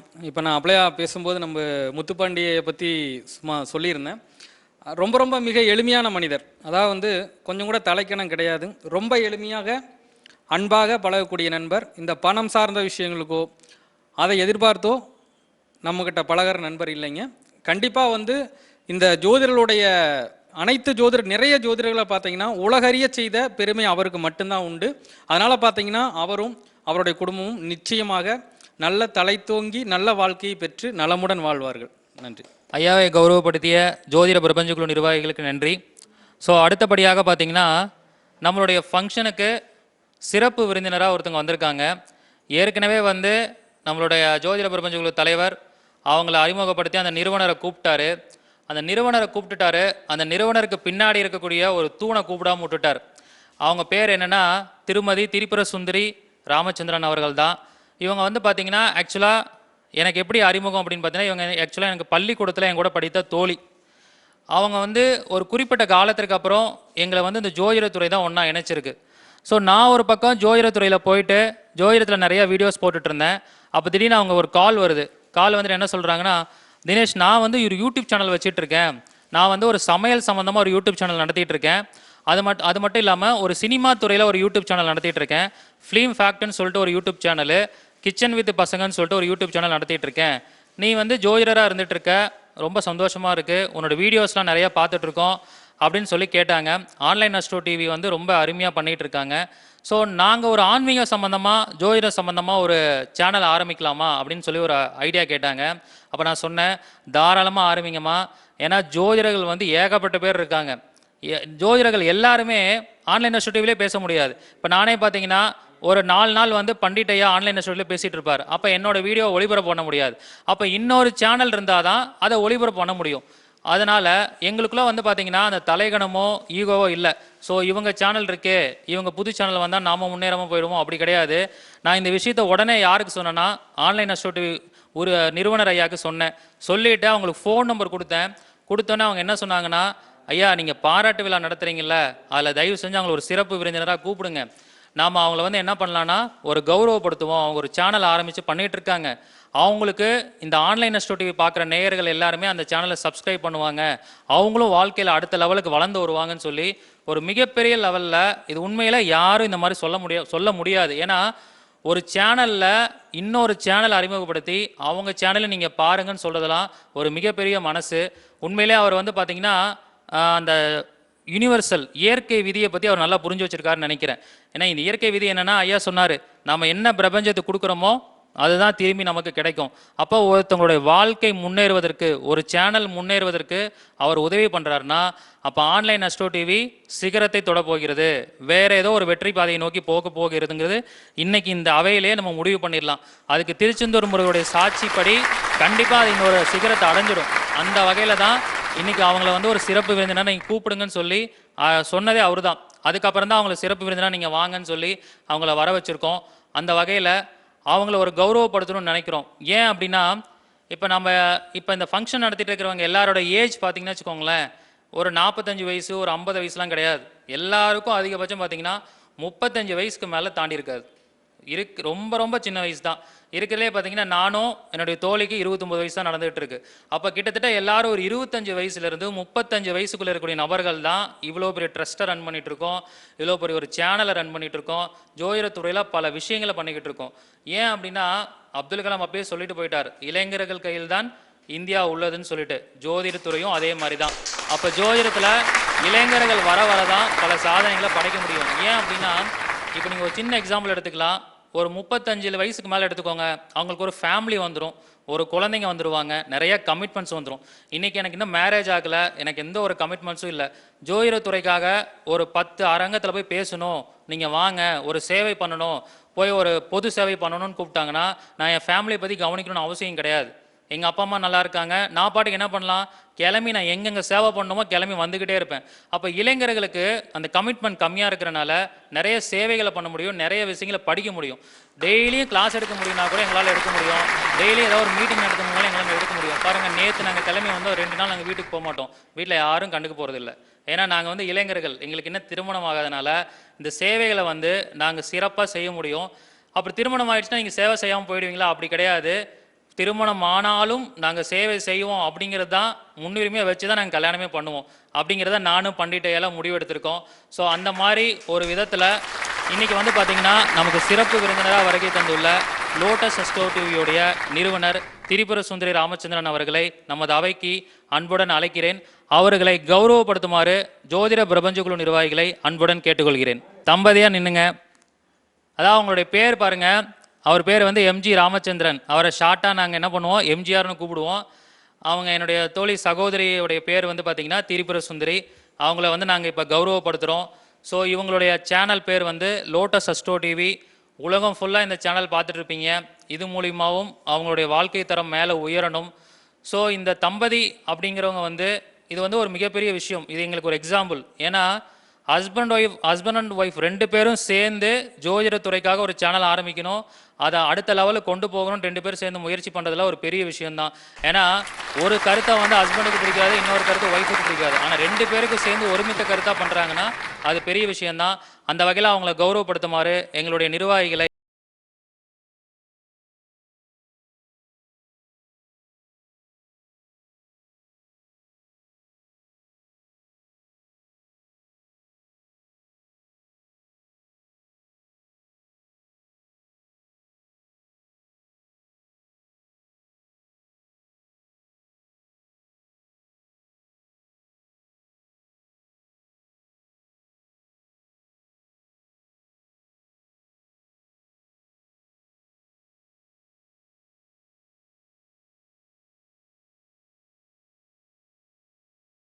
உள்ள என்னுடைய அருமை தோழி மற்றும் குடும்ப சகோதரி அவங்க. ஆக்சுவலாக எங்களுடைய ஃபேமிலி மெம்பர்ஸ் எல்லாருக்கும் அவங்கள நல்லா தெரியும். ஸோ நாங்கள் 2 பேரும் சேர்ந்து ஸ்கூல் படிக்கிற காலத்துலேருந்தே ஒரு நல்ல ஃப்ரெண்ட்ஸ். ஸோ அந்த வகையில் இன்றைக்கி ஜோதிடத்துறையில் நாங்கள் 2 பேரும் ஒன்றா சேர்ந்து பணியாற்ற போகிறோம் அப்படிங்கிறதுல நினைக்கும் போது ரொம்ப சந்தோஷமாக இருக்குது. அந்த வகையில் அவங்க நம்மளுடைய இதுக்கு சிறப்பு விருந்தினாக வந்திருக்கனால இந்த ஃபங்க்ஷனை பற்றி, முப்பெரும் விழாவை பற்றி சிறப்புரை ஆற்றுமாறு அன்புடன் அழைக்கிறேன்.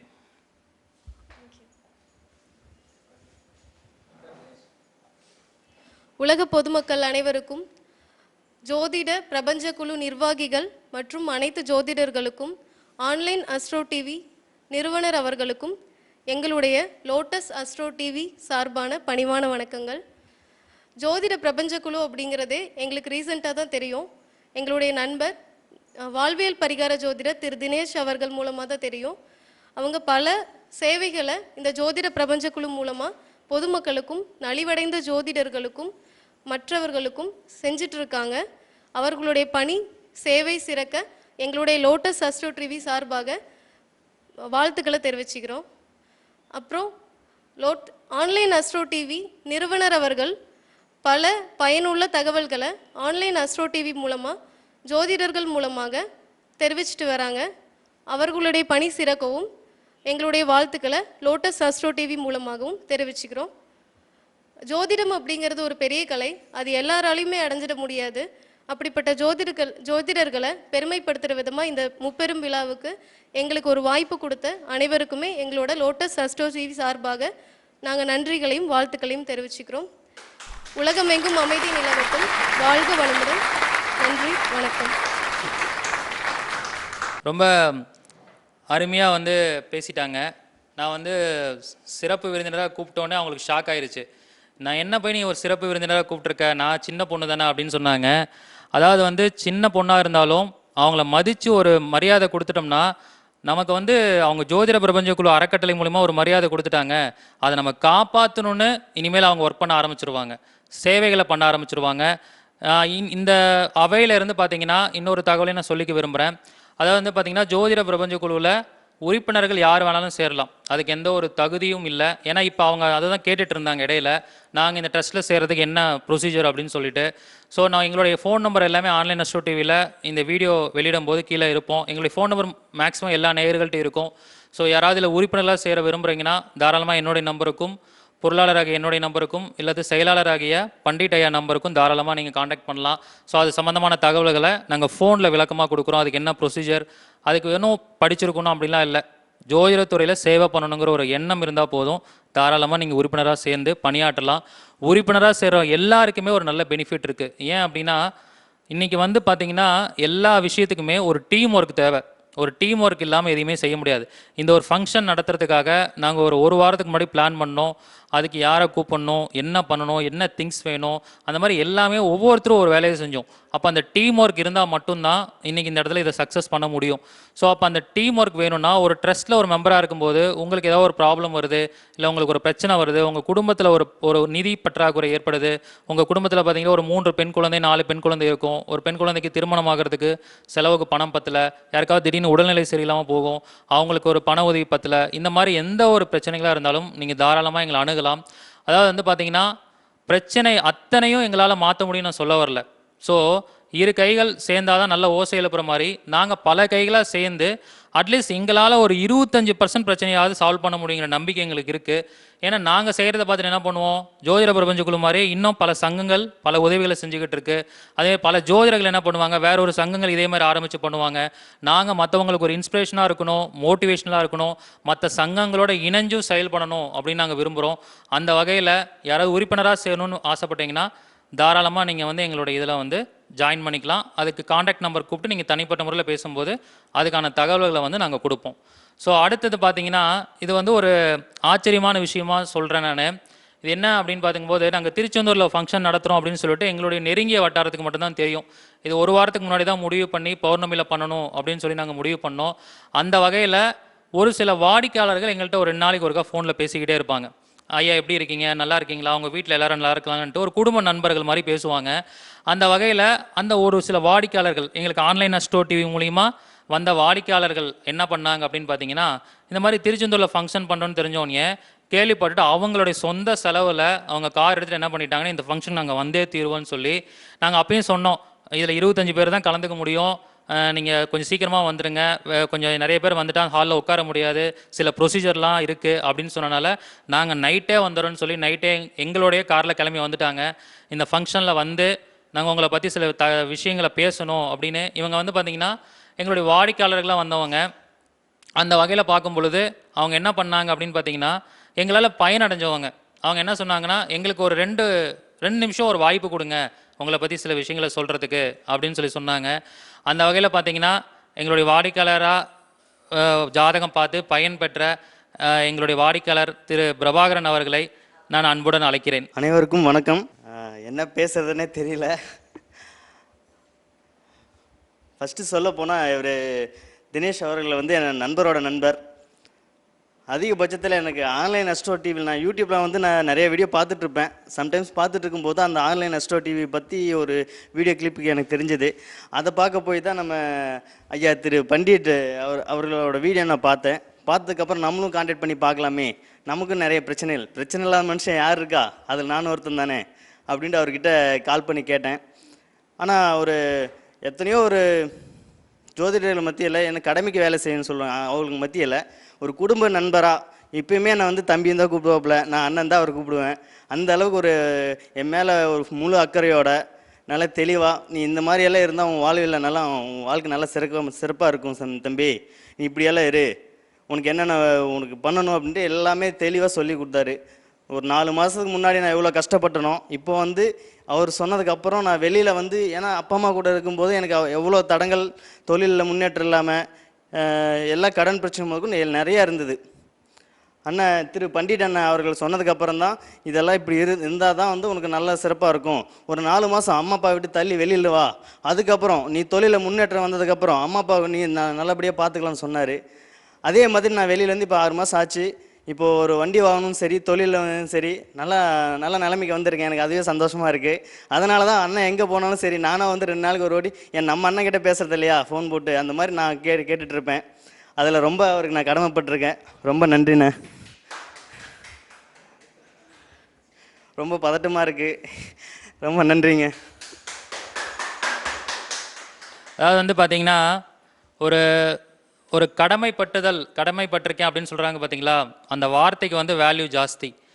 இந்த மாதிரி ஒரு வாய்ப்பு வந்து மற்ற வாடிக்கையாளர்களுக்கு வந்து கிடைக்காது. ஏன் அப்படின்னா, நம்ம எத்தனையோ வாடிக்கையாளர்களை பார்க்குறோம், வெளிநாட்டில் கூட பார்க்குறோம், நம்ம ஊர் பக்கத்து வீட்டில் கூட பார்த்துருப்போம், அவங்களுக்கு ஒரு உதவி செஞ்சுருப்போம், ஒரு கைடன்ஸ் கொடுத்துருப்போம். அவங்க அதிகபட்சமாக எவ்வளோ ஃபீஸ் கொடுப்பாங்க? கிராமத்தில் பார்த்தீங்கன்னா ஒரு 200 ரூபா ஜோசியம் பார்க்க கொடுக்குறாங்க, ஒரு 500 ரூபா கொடுக்குறாங்க, அதிகபட்சம் ஒரு 1000 2000 வரைக்கும் கொடுக்குறாங்க. ஸோ இது வந்து ஃபீஸ் அப்படிங்கிற ஒரு விஷயம் வந்து ஒரு பெரிய விஷயமே கிடையாது. ஏன் அப்படின்னா, வாழ்க்கைக்கு ஜோதிடர்கள் நாம் கொடுக்கக்கூடிய ஒவ்வொரு வழிகாட்டுதல்களும் அவங்க வாழ்க்கையவே தலைகளை மாற்றக்கூடிய விஷயமா இருக்குது. நம்ம ஒரு சரியான வழிகாட்டுதல் கொடுத்தோம்னா, ஒரு தடவை ஒரு ஜோதிடரை பார்த்து ஒரு வழிகாட்டுதல் எடுத்துட்டாங்கன்னா, அவங்களுக்கு ஒரு மாற்றம் ஏற்பட்டுருச்சுன்னா, அவங்க வாழ்க்கையில் நடக்கக்கூடிய ஒவ்வொரு நிகழ்வுகளுமே அவங்க வாழ்க்கையில் அடுத்தடுத்த சக்ஸஸை நோக்கி போய்கிட்டே இருக்கும்.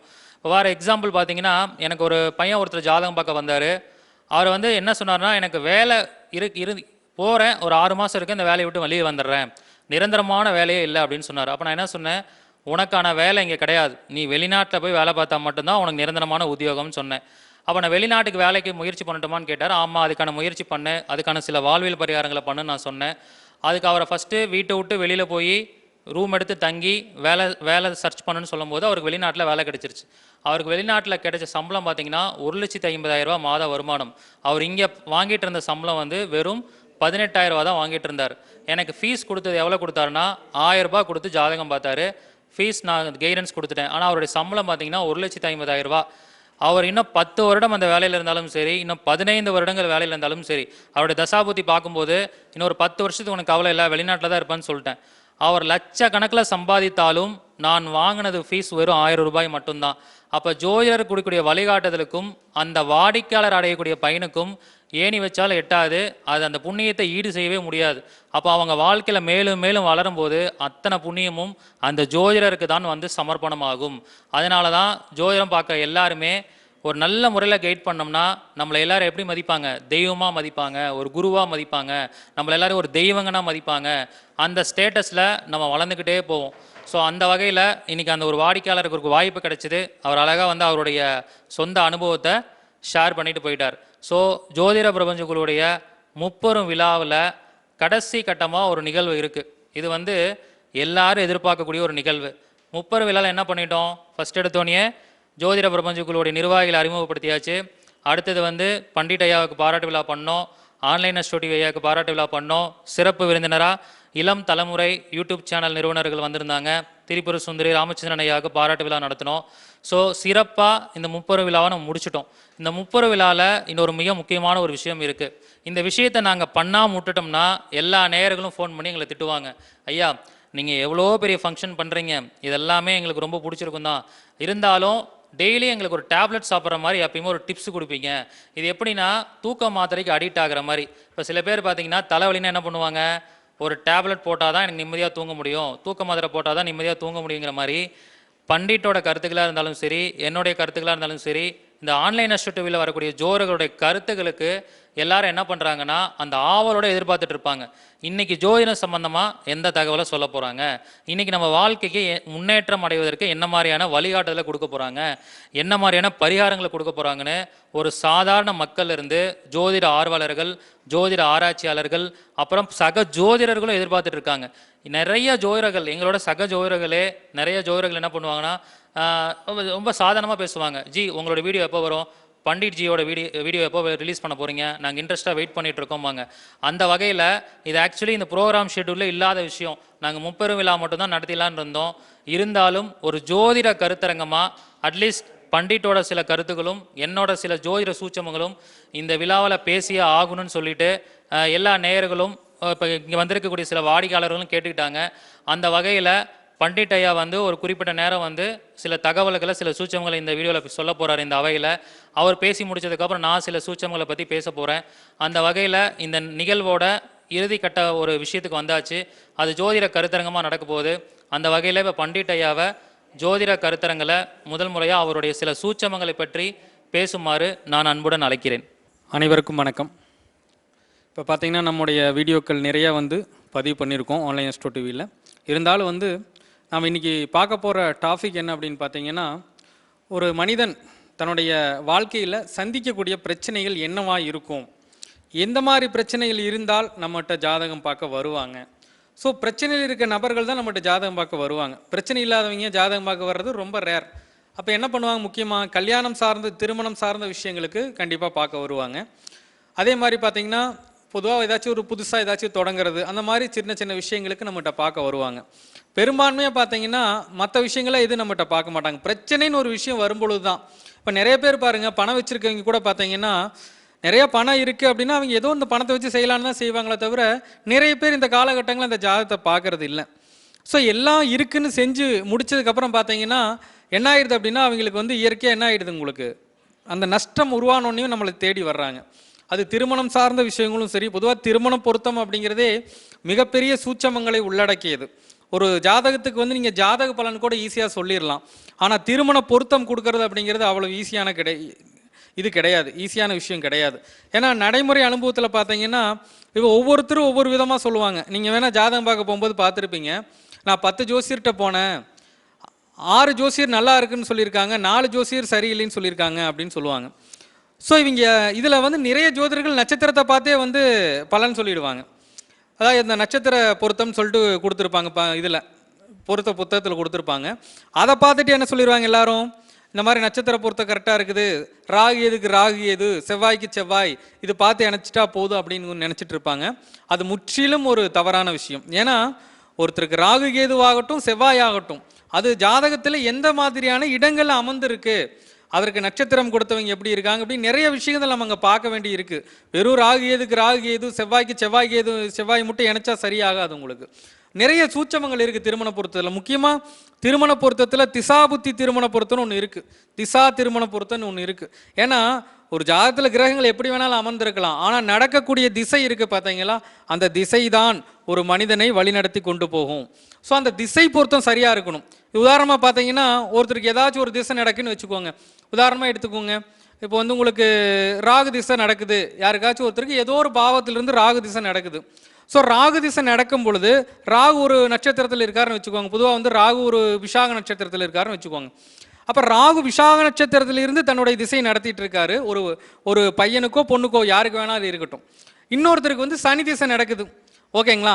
சனி வந்து அனுஷ நட்சத்திரத்திலிருந்து திசை நடத்துறாருன்னு வச்சுக்கோங்க.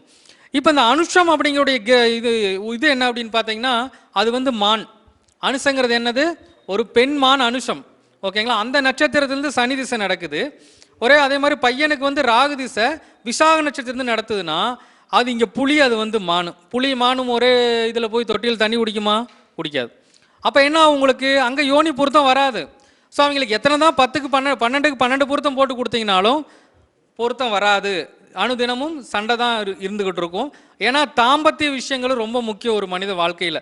கல்யாணம் மூச்சு உள்ளே போனோடனே அவங்க எதிர்பார்க்கக்கூடிய முதல் விஷயம் தாம்பத்தியம். அதுலேயே ஒரு சுணக்கங்கள் உருவாகும் பொழுது என்ன ஆகும் அப்படின்னா, அடுத்து அப்படியே உருவானாலும் குழந்தை உருவானாலும் அவங்களுக்கு எப்பவுமே அந்த பிரச்சனைகள் அந்த திசை முடியும் வரை இருக்கும். ஸோ முதல்ல அந்த திசை பொருத்தம்னு ஒன்று இருக்குது. ஜாதக பொருத்தத்தில் திசை பொருத்தங்கிற ஒரு பொருத்தத்தை ரொம்ப முக்கியமாக நம்ம கவனிக்கணும். ஸோ அந்த மாதிரி ஜோதிடம் வந்து பல விஷயங்களை உள்ளடக்கியது. அப்போ நாம் இன்னைக்கு பார்க்கக்கூடிய டாபிக் என்ன அப்படின்னு பார்த்தீங்கன்னா, ஜாதகத்தில் என்ன பிரச்சனை இருந்தால் நம்மளை தேடி வருவாங்க. ஃபஸ்ட்டு ஒரு விஷயம் நல்லா தெரிஞ்சுக்கோங்க, நான் சொல்கிற டாபிக்கை தவிர வேறு எந்த டாபிக் இருக்காது. இதில் தான் 100% பிரச்சனை இருக்கும். இந்த ஏதாச்சும் ஒரு விஷயத்து தான் உங்கள்கிட்ட வருவாங்க.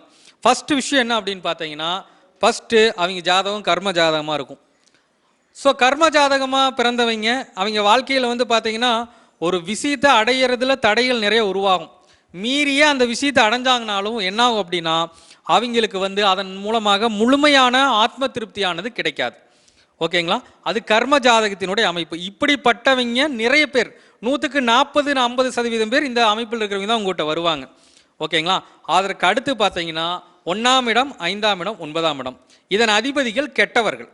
ஸோ இந்த அதிபதி 1, 5, 9 கெட்டவர்கள் உங்களை தேடி வருவாங்க. ஏன்னா அவங்க என்ன பண்ணுவாங்க, எல்லா கோவிலுக்கும் போய் பார்ப்பாங்க, ஒன்றும் வேலையாகாது. இந்த கர்ம ஜாதகத்தில் பிறந்தவங்களும் 1, 5, 9 கெட்டவங்களும் நிறையா கோவிலுக்கு போயிட்டு வந்து பார்ப்பாங்க, ஒரு பிரயோஜனமே இருக்காது. அந்த மாதிரி ஜாதகரை பாருங்க, ஒரு 100 ஜோசியராச்சும் போய் பார்த்துருப்பாங்க, சரிங்களா. எல்லாத்தையும் பார்த்து எங்கேயுமே தீர்வு கிடைக்கல அலைஞ்சிட்டு இருப்பாங்க. ஸோ அவங்களுக்கு என்ன மாதிரியான பரிகாரங்கள் செய்கிறது அப்படிங்கிறது நம்ம தெரிஞ்சுக்கணும். அப்போது இந்த மாதிரி 1, 5, 9 கெட்டவங்களுக்கு ஏற்கனவே நான் கொடுத்துருக்கேன் இந்த பரிகாரங்கள்லாம், இருந்தாலும் இன்னொரு டைம் சொல்லிடுறேன். இப்போ முக்கியமாக 5ஆம் இடம் அப்படிங்கிறது ஒருத்தருக்கு கெடக்கூடாது. ஸோ 5ஆம் இடம் கெட்டுச்சுன்னா பூர்வ புண்ணிய பலன் நமக்கு ரொம்ப கம்மியாயிடுது. ஸோ 5ஆம் அதிபதி கெட்டவர்களை என்ன பண்ணணும்னா, ஆணாக இருந்தால் அமாவாசை அன்னைக்கு குலதெய்வம் கோயிலுக்கு போய் ஒரு 21 விளக்கு தீபம் போடணும். பெண்ணாக இருந்தால் பௌர்ணமி அன்னைக்கு போய் ஒரு 21 விளக்கு தீபம் போடணும். ஸோ அப்படி பண்ணால் தான் கண்டிப்பாக அந்த தோஷத்தினுடைய தன்மை குறைவாகும். அது மட்டும் பத்தாதுங்க, அதில் இன்னொரு விஷயம் இருக்குது. அது என்னன்னு பார்த்தீங்கன்னா, அந்த 5ஆம் அதிபதி வாங்கின நட்சத்திரம்னு ஒன்று நட்சத்திரம் இருக்கும். 5ஆம் அதிபதி என்ன நட்சத்திரத்தில் இருக்கிறாரோ அந்த நட்சத்திரத்தினுடைய கிரகம் எங்கே இருக்குன்னு பாருங்க ஜாதகத்தில். உதாரணத்துக்கு பார்த்தீங்கன்னா 6ஆம் இடத்துல இருக்குன்னு வச்சுக்கோங்க. ஸோ 6ஆம் இடத்துல இருந்தால் என்ன பண்ணணும் அப்படின்னா, பொதுவாக 6ஆம் இடம்னு நான் சொல்கிறது காலபுருஷனுடைய 6ஆம் வீடு. ஸோ கன்னியா ராசியில் இருக்காருன்னு வச்சுக்கோங்க. அவங்க என்ன பண்ணணும்னா அடிக்கடி மெடிக்கல் ஹெல்ப் பண்ணிகிட்டே வரணும். ஸோ நம்ம 5ஆம் இடம் கெட்டவங்க குலதெய்வம் கோயிலுக்கு போனால் மட்டும் பத்தாது, அந்த காலபுருஷனுக்கு எத்தனாவது வீட்டில் அமர்ந்திருக்கோ அந்த வீடு சம்பந்தமான உதவிகளை செய்யணும். ஸோ காலபுருஷனுடைய 6ஆம் வீடு அப்படிங்கிறது என்னவாகும்னா இந்த மருத்துவ, அதாவது நம்ம நோயாளிகளை குறிக்கக்கூடிய ஒரு பாவகம். ஸோ என்ன பண்ணணும், நம்ம நோயாளிகளுக்கு ஹெல்ப் பண்ணணும். அப்படி ஹெல்ப் பண்ணும்பொழுது அந்த பிரச்சனைகள் மாறும். இது ஒரு விஷயம். அதே மாதிரி பொதுவாக வந்து இந்த 1, 5, 9 கெடுறதுங்கிற ஒரு விஷயமா இருந்தாலும் நீங்கள் எந்த ஜாதகத்தை வேணாலும் எடுத்துக்கோங்க, யாருக்கு வேணாலும் எடுத்துக்கோங்க. யார் ஒருவருக்கு 5ஆம் அதிபதி வாங்கிய நட்சத்திரம் ராகு கேது சனி. ராகு கேது சனி இந்த 3 நட்சத்திரத்தில் 5ஆம் அதிபதி நின்றால் நிச்சயமாக அவர்கள் பூர்வ புண்ணியத்தில் மிகப்பெரிய தோஷம் உண்டு. ஸோ அவங்க அந்த தோஷத்தை எப்படி நிவர்த்தி பண்ணுறது அப்படின்னா, அந்த உதாரணமாக வந்து பார்த்தீங்கன்னா அந்த 5ஆம் அதிபதி ராகு சாரமோ கேது சாரமோ சனி சாரமோ இது வேணாலும் இருக்கட்டும். ஸோ அந்த கிரகம் காலபுருஷ கணக்கு அடிப்படையில் எந்த பாவகத்தில் அமருதுன்னு பார்த்துக்கோங்க. எந்த பாவத்தில் அமருதோ அந்த பாவகத்துக்குரிய தோஷ நிவர்த்திகளை செய்யணும்.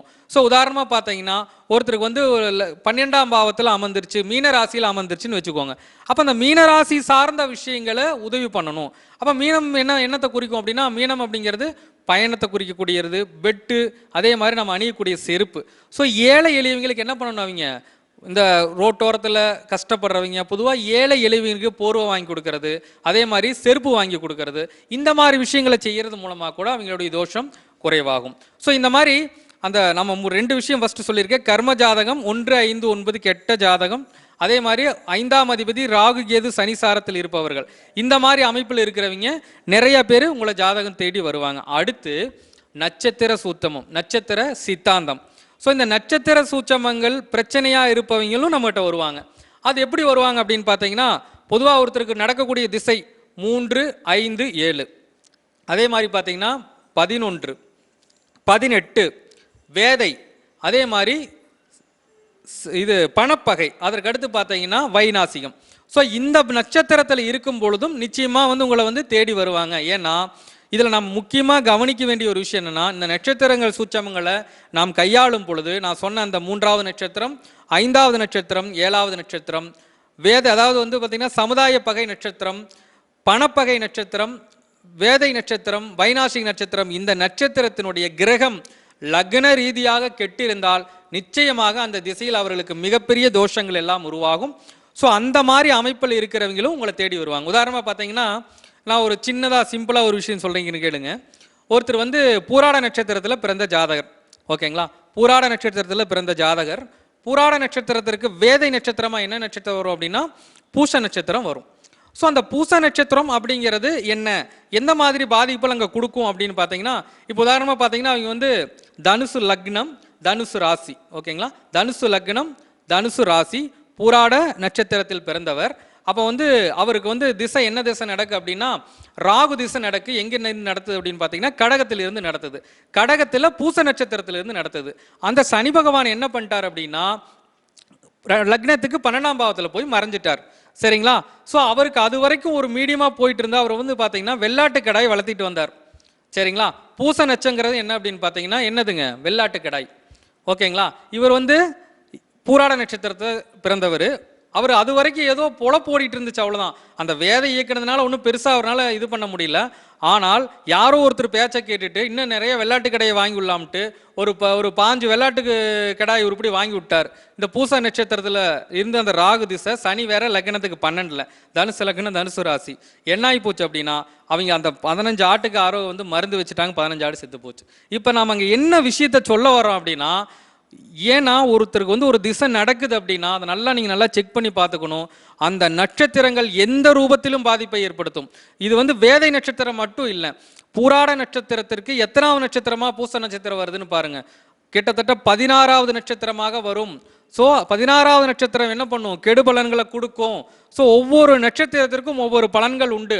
அது மட்டும் இல்லாமல் பூராடத்துக்கு பூசமே வேதையாக வர்றதுனால ஸோ அவர் அந்த காலகட்டங்களில் அவ்வளவு மிகப்பெரிய தீமைகளை அடைந்திருக்கிறார். அங்கே நாம் பார்க்க வேண்டிய விஷயம் நட்சத்திர கான்செப்டும் இருக்குங்க. அந்த பூசத்துடைய அதிபதி சனி பகவான் லக்னத்துக்கு 12 கெட்டதும் ஒரு காரணமாக இருக்கும். ஸோ நான் என்ன சொல்ல வரேன்னா, ஃபர்ஸ்ட் அந்த 2 டாபிக், 3வது இந்த நட்சத்திர பிரச்சனையில் மாட்டியிருப்பாங்க, இந்த ஒரு பிரச்சனையில் மாட்டியிருக்கிறதுக்கு நிறைய வாய்ப்பு உண்டு. அதற்கு அடுத்தபடியாக என்ன பிரச்சனையில் மாட்டியிருப்பாங்கன்னா வேதகன் சார்ந்த விஷயங்களில் மாட்டியிருப்பாங்க. இப்போ வேதகன் அப்படின்னா கிட்டத்தட்ட நம்ம ஆல்ரெடி நிறைய சொல்லியிருக்கேன். சூரியனிலிருந்து பார்த்தீங்கன்னா இந்த மொத்தம் 7 கிரகங்களுக்கு வேதகன் கொடுக்கப்பட்டு இருக்கு. ஸோ அந்த வேதகன் சம்பந்தப்பட்ட பிரச்சனையில் மாட்டியிருப்பாங்க. உதாரணத்துக்கு பார்த்தீங்கன்னா ஒருத்தருக்கு வந்து புதன் திசை நடந்துட்டு இருக்கும், புதன் செவ்வாய் சாரத்தில் இருக்குன்னு வச்சுக்கோங்க. புதன் செவ்வாய் சாரத்தில் இருந்து திசை நடத்தும் பொழுது அந்த செவ்வாய் பகவான் லக்னத்துக்கு எங்காச்சும் போய் கெட்டிருக்கும். தாராபலன்லையும் மோசமாக இருக்கும். அந்த தாராபலன் நான் முதலே சொல்லிட்டேன். ஸோ தாராபலன் மோசமாக இருக்கிற பட்சத்திலையும் சரி, அதையும் நம்ம கணக்கில் எடுத்துக்கணும். இதுவும் சேர்த்தி இந்த புதன் ஒரு உதாரணத்துக்கு செவ்வாய் சாரத்திலிருந்து செவ்வாய் லக்ன ரீதியாக எங்காச்சும் கெட்டு போயிட்டார் அப்படின்னா, ஸோ அந்த காலகட்டங்களில் அவர் செய்யக்கூடிய விஷயங்கள் நிறைய பிரச்சனைகளுக்கு உள்ளாகும். ஸோ அப்போ வந்து அவர் என்னத்தை அடைய நினைக்கிறாலோ நிறைய தடங்கல்கள் பிரச்சனைகள் நிச்சயமாக இருக்கும். ஸோ அது பார்த்த விஷயங்களை ஒரு பெரிய முதலீடு போட்டு மாட்டிப்பாங்க. எப்பவுமே வேதக நட்சத்திரத்தில் இருந்து ஒரு கிரக தசை நடத்தும் போது புது முதலீடுன்னு போட்டாங்கன்னா, அதுவும் லக்னத்துக்கு அந்த வேதகன் கெட்டு போயிருந்தாருன்னா மிக கடுமையான பிரச்சனைகளை எல்லாம் உண்டாக்கிடுவார். சரிங்களா? ஸோ அப்போ அந்த வேதகன் சார்ந்த பிரச்சனை இருக்கிறவங்க நம்மகிட்ட வருவாங்க. ஏன்னா அவங்க ஆல்ரெடி போட்டு எல்லாத்தையும் இழந்ததுக்கு அப்புறம் தான் நம்மகிட்ட வருவாங்க. இது 4வது டாபிக். சரிங்களா? ஸோ இந்த பிரச்சனையில் அவங்க வருவாங்க. அடுத்து என்ன பிரச்சனையில் வருவாங்க அப்படின்னு பார்த்தீங்கன்னா, திதிசூன்யம் அடைஞ்சிருக்கும். உதாரணத்துக்கு பார்த்தீங்கன்னா சில ராசிகள் திதிசூன்யம் அடைந்த ராசிகளாக இருக்கும். ஸோ அந்த திதிசூன்யம் சம்மந்தப்பட்ட விஷயங்களை மாட்டணும். பொதுவாக நீங்கள் இந்த திதிசூன்யத்தை பற்றி பேசும் பொழுது அந்த திதிசூன்யம் எந்த இதுன்னு பார்க்கணும். நம்ம உங்களுக்கு எல்லாத்துக்கும் அப்படி நம்ம சொல்லிட முடியாது. ஏன்னா திதி சூன்யத்துக்குன்னு சொல்லிட்டு விதி விலக்குகளும் கொடுத்துருக்காங்க. சரிங்களா? விதி விலக்குகளாக இருந்தாலும் அதுவே விதி இல்லை. விதி இப்படி அதற்கப்புறம் விலக்குன்னு கொடுத்துருக்காங்க. இருந்தாலும் பொதுவாக வந்து நல்லா ஒரு விஷயம் புரிஞ்சுக்கோங்க. திதி சூன்யம் எப்படி பாதிப்படையும் அப்படின்னா, நீங்கள் காலபுருஷ தத்துவ அடிப்படையில் தான் பாதிப்படையும். உதாரணமாக பார்த்தீங்கன்னா, நீங்கள் ஒரு விஷயம் நல்லா எடுத்துக்கோங்க. யாருக்கெல்லாம் துலாராசி வந்து சூன்யமாகுதோ அப்போ அந்த துலாம் ராசி சம்பந்தப்பட்ட பாதிப்புகள் இருக்கும். காலபுருஷனுடைய 7ஆம் வீடு. அப்போ திருமண வாழ்க்கை பாதிப்பாக இருக்கும். சுக்கரன் சம்பந்தப்பட்ட வண்டி வாகன தொழில், இந்த ஜவுளி கடை சார்ந்த தொழில்கள், இதில் மூலமாக அந்த சுக்கரன் சம்பந்தப்பட்ட காரகத்துவத்தை, அதாவது வந்து ஆசைகள், காதல், அன்பு, பாசம், மனைவி, இது சார்ந்த விஷயங்கள்ல எப்பவுமே பாதிப்புகள் இருந்துகிட்டு இருக்கும். ஸோ அப்போ அதற்கு என்ன நிவர்த்தி? ஸோ நம்ம திதிசூன்யம் சம்பந்தப்பட்ட விஷயங்கள் முக்கியமாக அதனுடைய திசாபுத்திகள் நடைமுறையில் இருக்கும் பொழுது அதனுடைய பாதிப்பினுடைய தன்மையானது மிக அதிகமாக இருக்கும். ஸோ அந்த பாதிப்பில் இருக்கிறவங்க நம்மகிட்ட வருவாங்க. அடுத்ததாக எந்த பாதிப்பில் இருக்க வருவாங்க அப்படின்னு பார்த்தீங்கன்னா, முடக்கில் மாட்டிக்கொண்டவர்கள். அப்போ சில இடங்களுக்கு சில பாவங்கள் முடக்கா இருக்கும். ஒவ்வொருத்தருக்கும் பார்த்தீங்கன்னா அவங்க பிறந்த லக்னத்திற்கு ஒரு பாவகம் நிச்சயமாக முடக்கமாக இருக்கும். ஸோ இந்த முடக்கு மொத்தம் 3 விதமாக வேலை செய்யும். அது எப்படி வேலை செய்யும் அப்படின்னு பார்த்தீங்கன்னா, முதல்ல அந்த முடக்கு பாவகம்னு ஒரு பாவகம் இருக்கு. சரிங்களா? ஸோ அந்த முடக்கு பாவகத்தில் அமர்ந்த கிரகங்களுடைய திசாபுத்திகளில் பிரச்சனைகள் ஏற்படும். அடுத்து அந்த முடக்கு அதிபதி, அப்போ அந்த முடக்கு அதிபதியுடைய கிரகங்களுடைய திசாபுத்திகளில் முடக்கு வேலை செய்யும். அடுத்து பார்த்தீங்கன்னா முடக்கு நட்சத்திரத்தினுடைய திசாபுத்திகளிலும் இந்த முடக்கம் வேலை செய்யும். ஸோ ஒருத்தர் ஜாதகம் பார்க்க வராங்கன்னா இந்த முடக்கு சார்ந்த விஷயங்களையும் கண்டிப்பாக அதில் மாட்டியிருப்பாங்க. அதுக்கு அடுத்தபடியாக பார்த்தீங்கன்னா வைநாசிகம் நான் ஆல்ரெடி சொல்லியிருக்கேன். அந்த ஆல்ரெடி நட்சத்திர சூட்சமத்தில் சொல்லியிருக்கேன். ஸோ அது சார்ந்த பிரச்சனைகள் வருவாங்க. இதற்கு அடுத்தபடியாக அவயோகி. இந்த அவயோகியை பற்றி பேசும்பொழுது பார்த்தீங்கன்னா நிறைய விஷயங்களுக்கு நம்ம சொல்ல வேண்டியிருக்கு. ஸோ அவயோகி சம்மந்தப்பட்ட பிரச்சனையில் மாட்டிகிட்டு இருக்கிறவங்களும் கண்டிப்பாக வருவாங்க உங்கள்கிட்ட. இப்போ உதாரணத்துக்கு பார்த்தீங்கன்னா சில லக்னங்களுக்கு வந்து அந்த கிரகம் வந்து அவயோகியாக இருக்கும். உதாரணமாக பார்த்தீங்கன்னா ஏதாவது ஒரு லக்னத்தை எடுத்துக்கோங்களேன். மேஷ லக்னத்துக்கு எடுத்துக்கோங்க. இப்போ மேஷ லக்னத்துக்கு வந்து குரு பகவான் அவயோகியாக வந்துட்டார்னு வச்சுக்கோங்க. லக்னத்தினுடைய ஒரு சுப கிரகம், மேஷ லக்னத்துக்கு 9ஆம் இடத்ததிபதி குரு, அவர் ஒரு சுப கிரகம், அவர் அவயோகியாக வந்து கெட்டுட்டார்னு வச்சுக்கோங்க. ஸோ கெட்டுட்டார்னா அவயோகி வந்து இது செய்ய மாட்டார்னு சொல்ல முடியாது. அது தீமை கொஞ்சம் குறையலாம். ஆனால் 9 குடையவன் கெடும் பொழுது மிக கடுமையான பிரச்சனைகளை எல்லாம் அந்த திசையிலே, முக்கியமாக இப்போ 9 குடையவன் மேஷ லக்னத்தில் பிறந்துட்டாங்க. 9 குடையவன் குரு பகவான் உதாரணத்துக்கு 8ஆம் இடத்துல இருக்காருன்னு வச்சுக்கோங்க. ஆனால் அந்த திசாபுத்தி காலங்களில் மிக கடுமையான சோதனைகளை எல்லாம் நிச்சயமாக ஜாதகர் அனுபவிக்க வேண்டி வரும். இதை விட முக்கியமாக அந்த லக்னத்துக்கு கெட்டவரே அவயோகியாக வந்து சுபஸ்தானத்தில் அமர்ந்துட்டா தான் மிக கடுமையான பிரச்சனை வரும். இப்போ உதாரணத்துக்கு நான் எப்படி சொல்கிறேன் அப்படின்னு பார்த்தீங்கன்னா, இப்போ மேஷ லக்னம் அப்படின்னு நம்ம சொல்லிட்டோம். மேஷ லக்னத்துக்கு யார் அவயோகி அப்படின்னு பார்த்தீங்கன்னா, பொதுவாக வந்து ஏதோ ஒரு கிரகம் வரும், கிரகத்தை பார்க்கணும். இப்போ வந்து பார்த்தீங்கன்னா மேஷ லக்னத்துக்கு புதனே அவயோகியாக வந்துடுறாருன்னு வச்சுக்கோங்க. அவயோகி தீர்மானிக்கப்படுறதுக்கு ஒரு ரூல்ஸ் இருக்குதுங்க. சரிங்களா? அது நான் ஆல்ரெடி நிறைய டைம் எக்ஸ்பிளைன் பண்ணியிருக்கேன் நம்ம டிவியில். இருந்தாலும் நான் இப்போ சொல்லிடுறேன். இந்த அவயோகி அப்படிங்கிற கிரகம் புதனாக வந்து மேஷ லக்னத்துக்கு அவயோகி புதனாக வந்துட்டாருன்னு வச்சுக்கோங்க. அந்த புதன் ஒரு சுபஸ்தானங்களில் ஏதாவது ஒரு ஸ்தானத்தை எடுத்துக்கோங்க, 4ஆம் இடத்துல இருக்கிறதாக வச்சுக்கோங்க மேஷ லக்னத்துக்கு. அப்படி அந்த இடத்துல அமர்ந்து அந்த புதனுடைய நட்சத்திர சாரம் ஆயில்யம் கேட்டை ரேவதியிலிருந்து ஒரு கிரகம் திசை நடத்தினால் அந்த புதன் திசை அவருடைய 6ஆம் இடம் சார்ந்த விஷயங்களை ஆக்டிவேட் செஞ்சிடும். அப்போ என்ன பண்ணுன்னா மிகப்பெரிய கடனில் மூழ்க வைத்து விடும். கடன் சார்ந்த பிரச்சனைகள், நோய் சார்ந்த பிரச்சனைகளை ஜாதகரை உள்ளே என்ன பண்ணிவிடும், அந்த ஜாதகம் செயல்படுத்த ஆரம்பித்து விடும். அந்த அவயோகி செயல்படுத்த ஆரம்பித்து விடுவார் என்பதுதான் ஒரு நிதர்சனமான உண்மை. ஸோ அவயோகி சார்ந்த விஷயங்களையும் அவங்க வந்திருப்பாங்க. ஆனால் அதே சமயத்தில் அவயோகியே சிலருக்கு யோகமாக மாறுவது உண்டு. உதாரணத்துக்கு பார்த்தீங்கன்னா, எனக்கு தெரிஞ்ச ஒரு ஜாதகர், தனுசு லக்ன ஜாதகர், அவருக்கு வந்து பார்த்தீங்கன்னா அவயோகி சுக்கிரன் 6ஆம் இடத்துல மறைஞ்சிட்டார். ஸோ அந்த சுக்கரனுடைய நட்சத்திரத்திலிருந்து பூரம் நட்சத்திரத்திலிருந்து ராகு திசை நடந்துச்சு. ராகு பகவான் சிம்ம ராசியில் இருந்தார், பூர நட்சத்திரத்தில் இருந்தார். அவயோகி சுக்கிர பகவான் தான். ஆனால் அவர் லக்னத்திற்கும் கெட்டவராகி, அதுவும் இல்லாமல் அவயோகியும் கெட்டு போனதுனால அவர் அந்த திசையில் பார்த்தீங்கன்னா ராகு திசையில் 4 வீடு கட்டிட்டார். 4 வீடு மதுரையில் கட்டி சிறப்பாக வாழ்ந்துட்டு இருக்கார். ஸோ ஒருத்தருக்கு அவயோகி கெடுத்துருல, அவயோகியே ஒருவரை கோடீஸ்வரன் ஆக்கியதும் உண்டு, யோகியே ஒருவனை ஏழ்மை நிலைக்கு தள்ளியதும் உண்டு. சரிங்களா? ஸோ வந்து நம்ம அந்த கிரக நிலைகளை லக்ன ரீதியாக அந்த கிரக நிலைகள் பெற்ற விஷயங்களை நம்ம கண்டிப்பாக தெரிஞ்சுக்கணும். சரிங்களா? அப்போ இந்த மாதிரி அவயோகி சார்ந்த விஷயங்களில் அந்த ஜாதகர் அகப்பட்டிருப்பார். ஸோ நான் சொன்ன இந்த மெத்தேடுகளில் தான் ஒரு ஜாதகர் உங்கள்கிட்ட வருவாரோ தவிர, இதை தவிர வேறு இதில் வர்றதுக்கு ரொம்ப ரொம்ப உங்களுக்கு வாய்ப்பு கம்மி. நான் சொன்ன இந்த 7-8 டாபிக்கில் ஒரு விஷயத்தில் தான் அந்த ஜாதகர் அகப்பட்டிருப்பார். அது சார்ந்து தான் உங்கள்கிட்ட வருவார். நாம் அதுக்கு கரெக்டான ரெமெடி கொடுத்து கண்டிப்பாக அவங்க வாழ்க்கையில் அந்த பிரச்சனையிலேருந்து நாம் அவங்கள என்ன பண்ணணும், சேவ் பண்ணணும். அதுதான் ஒரு ஜோதிடருடைய கடமை. அந்த கடமை தான் நான் இது வரைக்கும் செஞ்சுட்டு வர்றேன். ஏதோ எனக்கு தெரிஞ்ச வரைக்கும் என்னாலும் சில பேர் நன்மை அடைஞ்சிருக்காங்கன்னு என்னுடைய திருச்செந்தூர் முருகனை மீண்டும் வணங்கி என்னுடைய சிற்றுரையை நிறைவு செய்து கொள்கிறேன். நன்றி, வணக்கம்.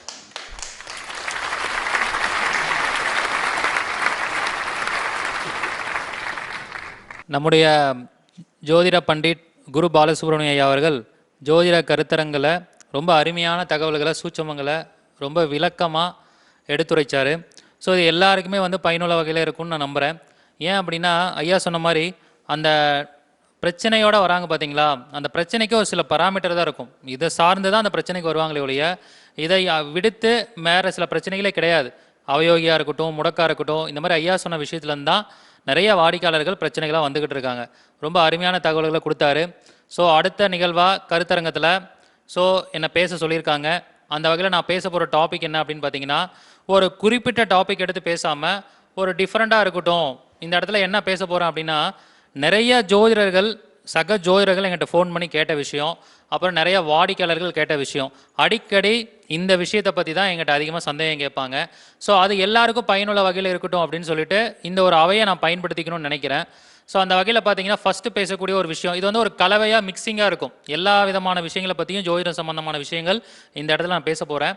அதில் ஃபஸ்ட்டு பேச போகிறது வந்து நிறைய சக ஜோதிடர்கள். இப்போ நானே வந்து பார்த்திங்கன்னா ஒரு இளம் தலைமுறை ஜோதிடர் தான். நான் ஜோதிடம் கற்றுக்க ஆரம்பித்து ப்ராக்டிஸ் பண்ண ஆரம்பித்து இன்றைக்கி ஒரு தொழில் முழு நேர ஜோதிட தொழிலாக பார்த்தீங்கன்னா தொழில்முறை ஜோதிடர் ஒரு 5 வருஷமாக பண்ணிகிட்டு இருக்கேன்.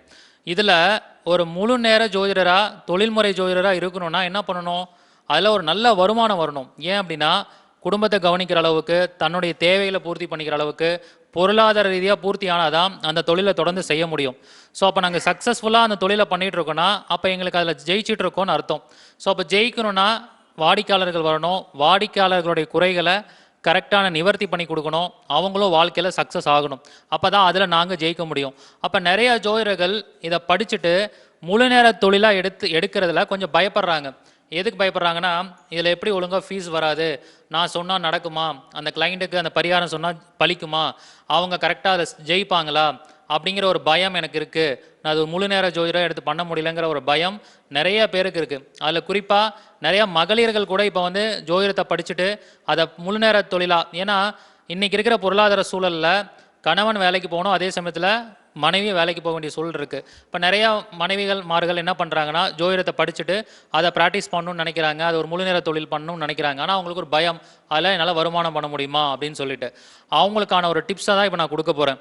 அதாவது வந்து யாராவது ஜோதிடத்தை நீங்கள் முழு நேர தொழிலாக எடுத்து பண்ணணுன்னா அதுக்கு பேசிக்காக ஜாதகத்தில் சில ரூல்ஸ் இருக்கணும். அந்த ரூல்ஸ் இருந்தால் மட்டும்தான் நீங்கள் ஜோதிடராக வந்திருப்பீங்க. அப்போ இப்போ ஜோதிடராக நிறைய பேர் வந்துட்டீங்க. ஸோ வந்தவங்க எப்படி வந்து கிளைண்ட் அட்ராக்ட் பண்ணுறது, அவங்க மூலிமா எப்படி நீங்கள் வருமானம் சம்பாதிக்கிறது, அதுக்கான சூட்சமம் என்ன அப்படின்னு பார்த்தா, ஜோதிடத்தில் எல்லாராலையும் எல்லா பிரச்சனைக்கும் தீர்வு கொடுக்க முடியாது. ஒரு ஜோதிடர் எடுத்துக்கிட்டிங்கன்னா அவர் நியூமராலஜியில் எக்ஸ்பர்ட்டாக இருப்பார், ஒருத்தர் வந்து வாஸ்துல எக்ஸ்பர்ட்டாக இருப்பார், ஒருத்தர் குழந்தை பாக்கியத்தை சொல்கிறதுல எக்ஸ்பர்ட்டாக இருப்பார். பையா எடுத்துக்கிட்டிங்கன்னா நட்சத்திர சூச்சங்களை பற்றி ரொம்ப எக்ஸ்பர்ட்டாக சொல்லுவார். நான் வாழ்வியல் பரிகாரம் சம்மந்தப்பட்ட விஷயத்தை எக்ஸ்பர்ட்டாக சொல்லுவேன். அந்த மாதிரி ஒவ்வொரு ஜோதிடர்களுக்கும் ஒவ்வொரு விஷயம் ஒத்து வரும். அதை நம்ம என்னான்னு கண்டுபிடிச்சி கையில் எடுத்தோம்னாலே நமக்கு கரெக்டான வரையில் பொருளாதார முன்னேற்றம் கிடைச்சிரும். நாம் இந்த ஜோதிட துறையில் நிலையான ஒரு வெற்றியை அடைய முடியும்.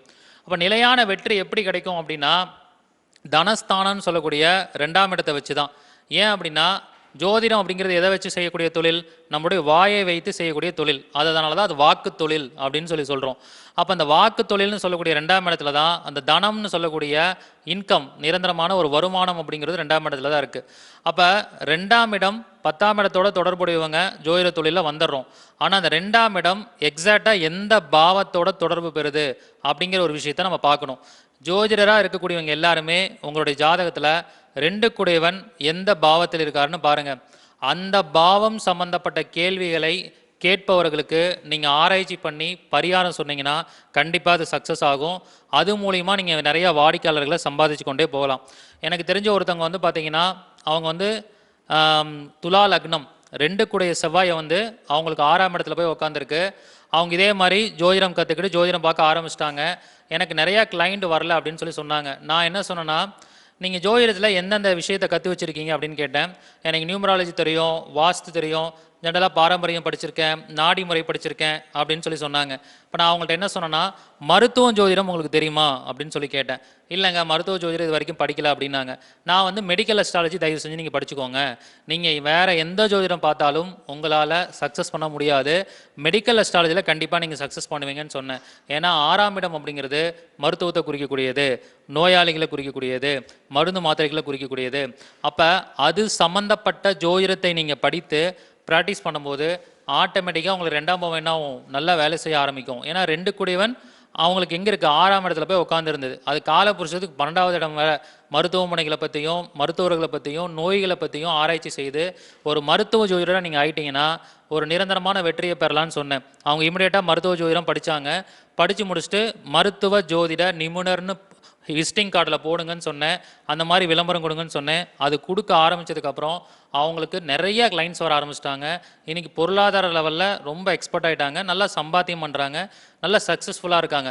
இந்த மாதிரி நான் ஒரு சின்ன எக்ஸாம்பிள் தான் சொன்னேன். அப்போ உங்கள் 2 குடையவன் எந்த பாவம் சம்மந்தப்படுகிறாரோ அந்த பாவம் சம்மந்தப்பட்ட கேள்விகள், அந்த பாவம் சம்மந்தப்பட்ட பிரச்சனை வரவங்களுக்கு நீங்கள் உதவி பண்ணீங்க, கைட் பண்ணுறீங்கன்னா கண்டிப்பாக உங்களுடைய வாக்கு வந்து பலிதமாகும். அப்போ 2 குடையவன் எந்த பாவம் சம்மந்தப்படுறார்? இப்போ 2 குடையவன் 6, 8, 12 சம்மந்தப்பட்டால் மருத்துவத்துறை சொல்லலாம்.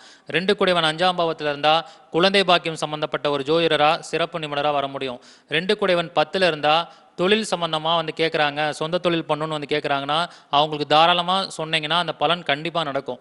2 குடையவன் 6ல் சம்மந்தப்பட்டால் மருத்துவம் மாதிரியே ஒரு உத்தியோகத்துக்காக ஒருத்தங்க உத்தியோகம் எனக்கு கிடைக்கல, வேலையே கிடைக்கல அப்படின்னு சொல்கிறாங்கன்னா அவங்க அதுக்கான பலனை சொன்னால் கண்டிப்பாக நடக்கும். இப்போ 2 குடைவன் 2லேயே இருக்குது, 11லேயே இருக்குது அப்படின்னா அவங்களுக்கு பொருளாதார ரீதியாக பிரச்சனை இருக்கிறவங்க, எனக்கு கடன் பிரச்சனையாக இருக்குது, எனக்கு நல்லா வருமானம் சம்பாதிக்கணும், நிறையா லாபம் வரணும் தொழிலில் அப்படின்னு பிரச்சனையோடு வரவங்களை ஈஸியாக சால்வ் பண்ண முடியும். 2 குடைவன் 7ல் இருந்தவங்களாம் திருமண பொருத்தம் பார்க்குறது, இந்த குடும்ப பிரச்சனையை தீர்த்து வைக்கிறது, இந்த மாதிரியான விஷயங்களை வந்து நீங்கள் எடுத்து அதில் எக்ஸ்பர்ட் ஆகி நான் திருமண பொருத்த 7ஆம் பாவ சிறப்பு நிபுணர்னு உங்கள் விசிட்டிங் கார்டில் போட்டு அதை நல்லா கற்றுக்கிட்டு ப்ராக்டிஸ் பண்ண ஆரம்பிச்சிங்கன்னா அதில் நல்ல வருமானம் பண்ணிடலாம்.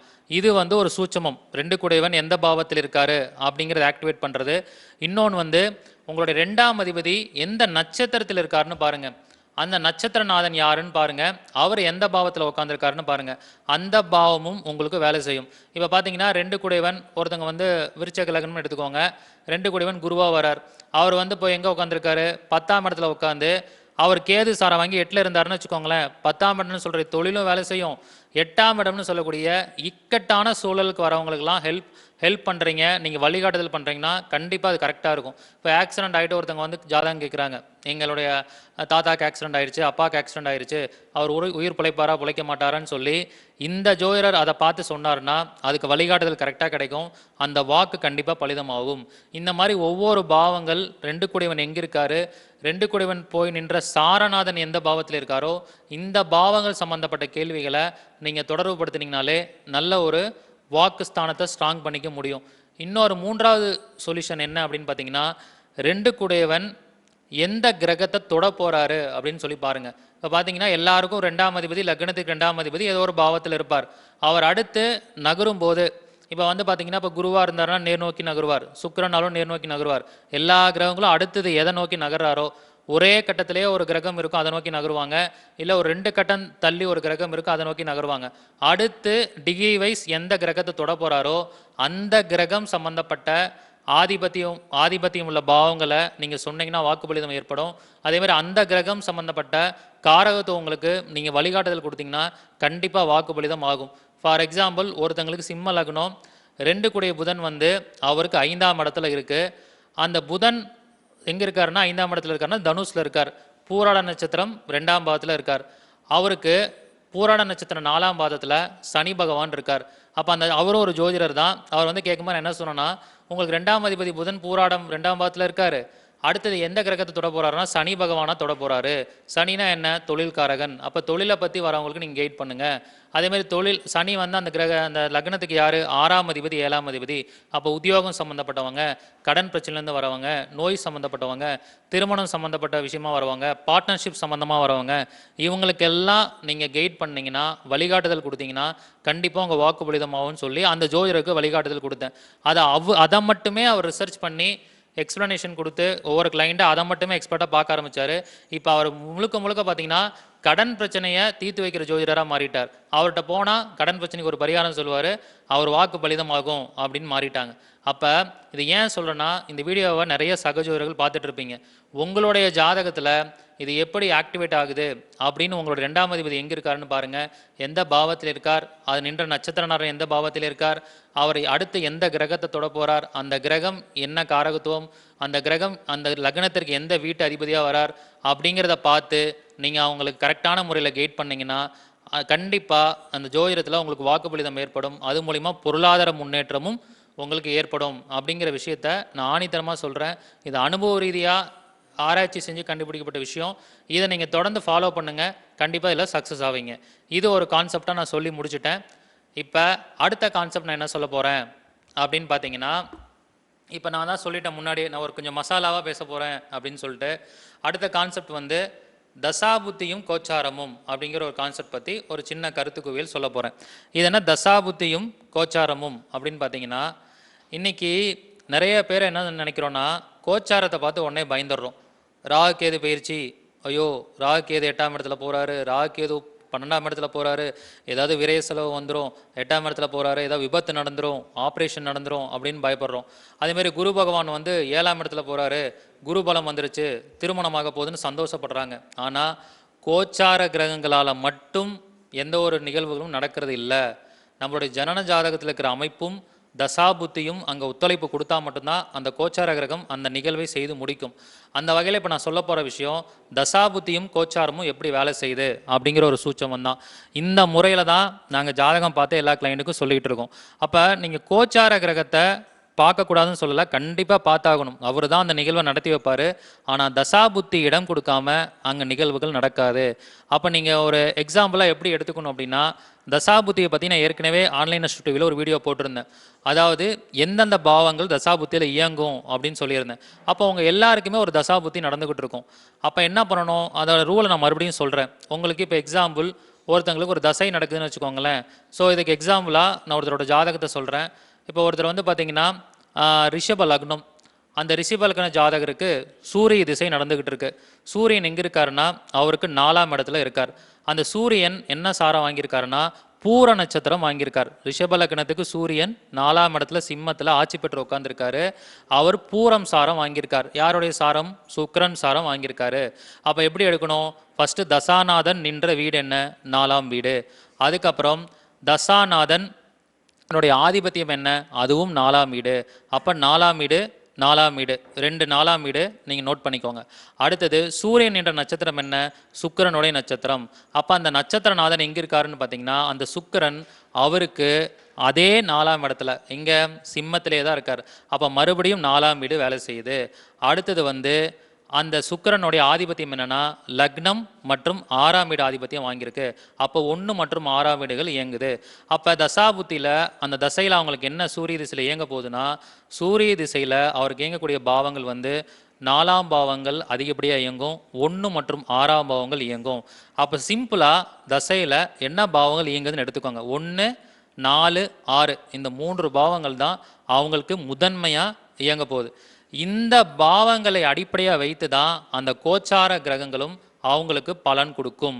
இப்போ நான் என்ன சொன்னேன், அவங்க ரிஷப லக்னம், அவங்களுக்கு சூரிய திசை நடந்துட்டு இருக்கு, சூரியன் சிம்மத்தில் இருக்காரு, பூர நட்சத்திரத்தில் இருக்காருன்னு சொல்லிட்டேன். அந்த பூர நட்சத்திரம் சுக்கிரனும் சிம்மத்தில் இருக்காருன்னு சொல்லிட்டேன். 1, 4, 6 பாவங்கள் இயங்கிட்டு இருக்கு. இப்போ அவங்களுக்கு எப்படி கோச்சார பலன் எடுக்கிறதுனா, இப்போ கோச்சாரத்தில் ஒரு கிரகம் போகுது. இப்போ இவங்களுக்கு என்ன மாதிரியான பலன்கள் நடந்துட்டு இருக்கும்? 1, 4, 6 ஈஸி தான். என்ன, 6ஆம் பாவங்கிற கடன் பிரச்சனை இருப்பாங்க, 4ஆம் பாவங்கிறது வீடு.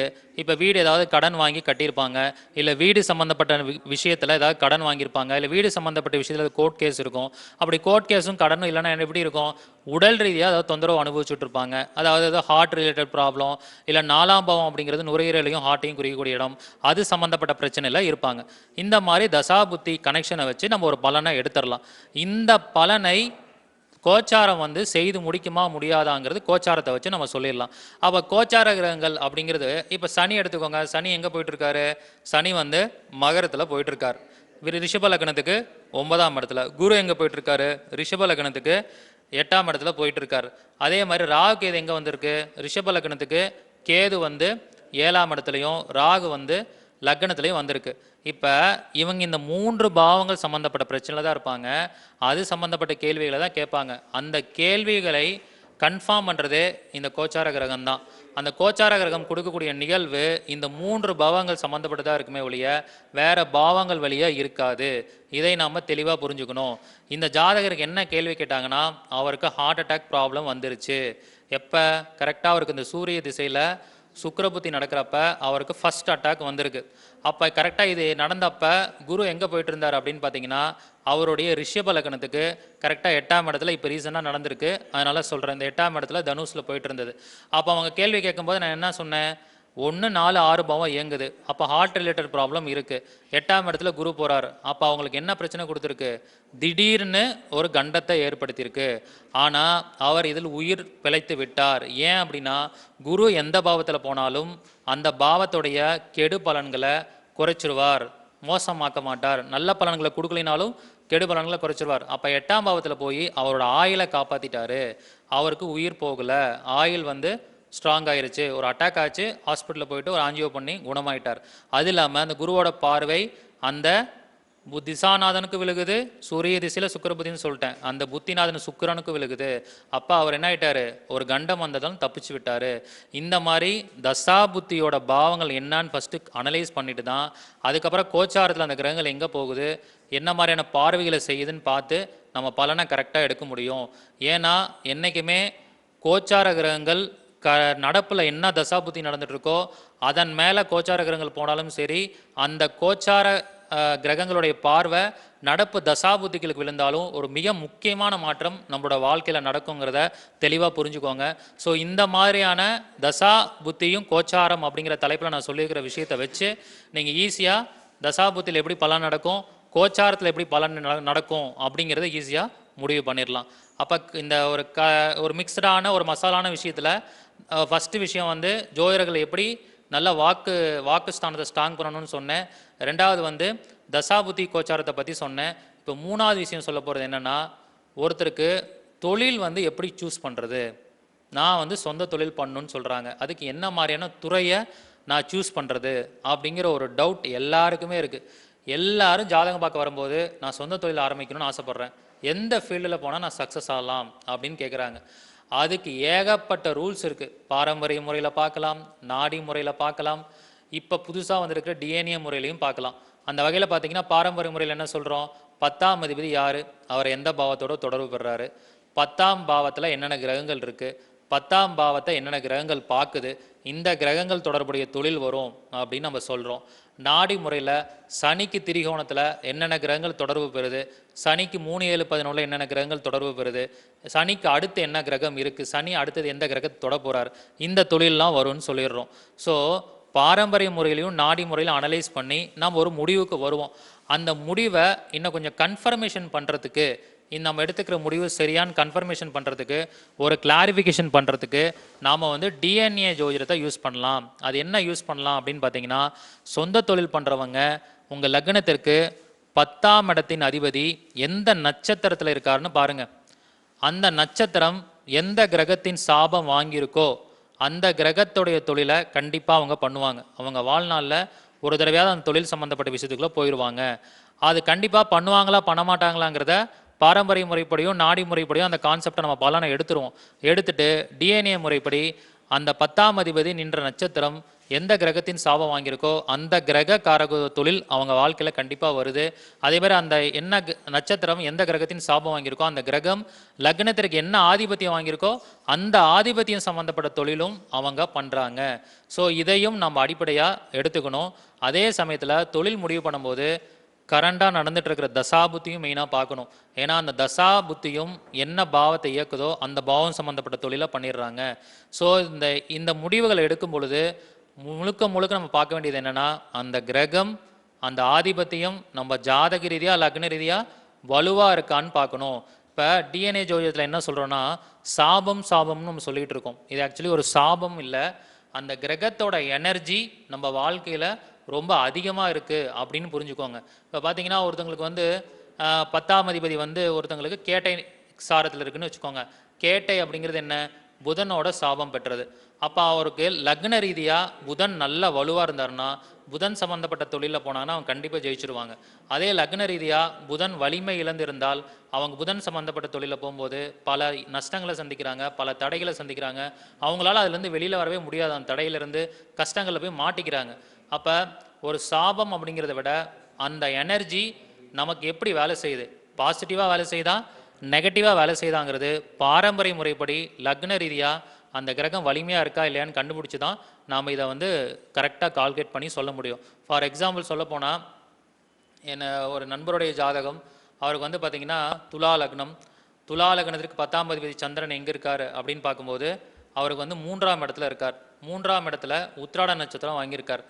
அந்த 3ஆம் இடத்துல உத்திராட நட்சத்திரம் வாங்கியிருக்காரு. அவர் என்ன பண்ணிட்டு இருக்காரு அப்படின்னு பார்த்தீங்கன்னா ட்ரைனிங் சென்டர் வச்சிருக்காரு. ட்ரைனிங் சென்டர் எப்படி எடுக்கிறாருன்னா ஆன்லைன் கோச்சிங் மூலிமா அவர் எடுத்துகிட்டு இருக்காரு. ஆன்லைன் கோச்சிங்னா என்ன? இப்போ பார்த்தீங்கன்னா ஆன்லைன் கோச்சிங்னா இந்த மாதிரி யூடியூப் மூலிமாவே டுட்டோரியல் சென்டர் மாதிரி சப்ஜெக்டை வந்து யூடியூப்பில் பேசி எல்லாருக்கும் சொல்லி கொடுத்துட்ருக்கார். அவர் ஒரு ப்ரொஃபஸர் மாதிரி தான், ஒரு டீச்சர் மாதிரி தான் ஆன்லைன் கோச்சிங் சென்டர் வச்சுருக்கார். துலா லக்னம் 10 சந்திரன் எங்கே 3ஆம் இடத்துல இருக்காரு. அவர் என்ன பண்ணுறாரு? மீடியாவை யூஸ் பண்ணுறாரு. அந்த சந்திரன் எங்கே இருக்கார் தெரியுமா? உத்திராட நட்சத்திரம் 1ஆம் பாவத்தில் இருக்கார்.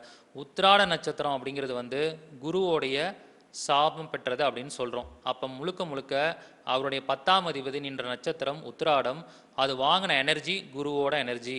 அப்போ குரு நல்லா இருக்கார் இல்லையான்னு பார்க்கணும்ல. அவர் குரு பார்த்தீங்கன்னா துலா லக்னத்துக்கு 3 6 குடைவன் தான். ஆனால் 3 6 குடைவனாக வந்தாலும் அவர் 12 போய் மறைஞ்சிட்டாரு, விபரீத ராஜயோகமாக உட்காந்துருக்காரு.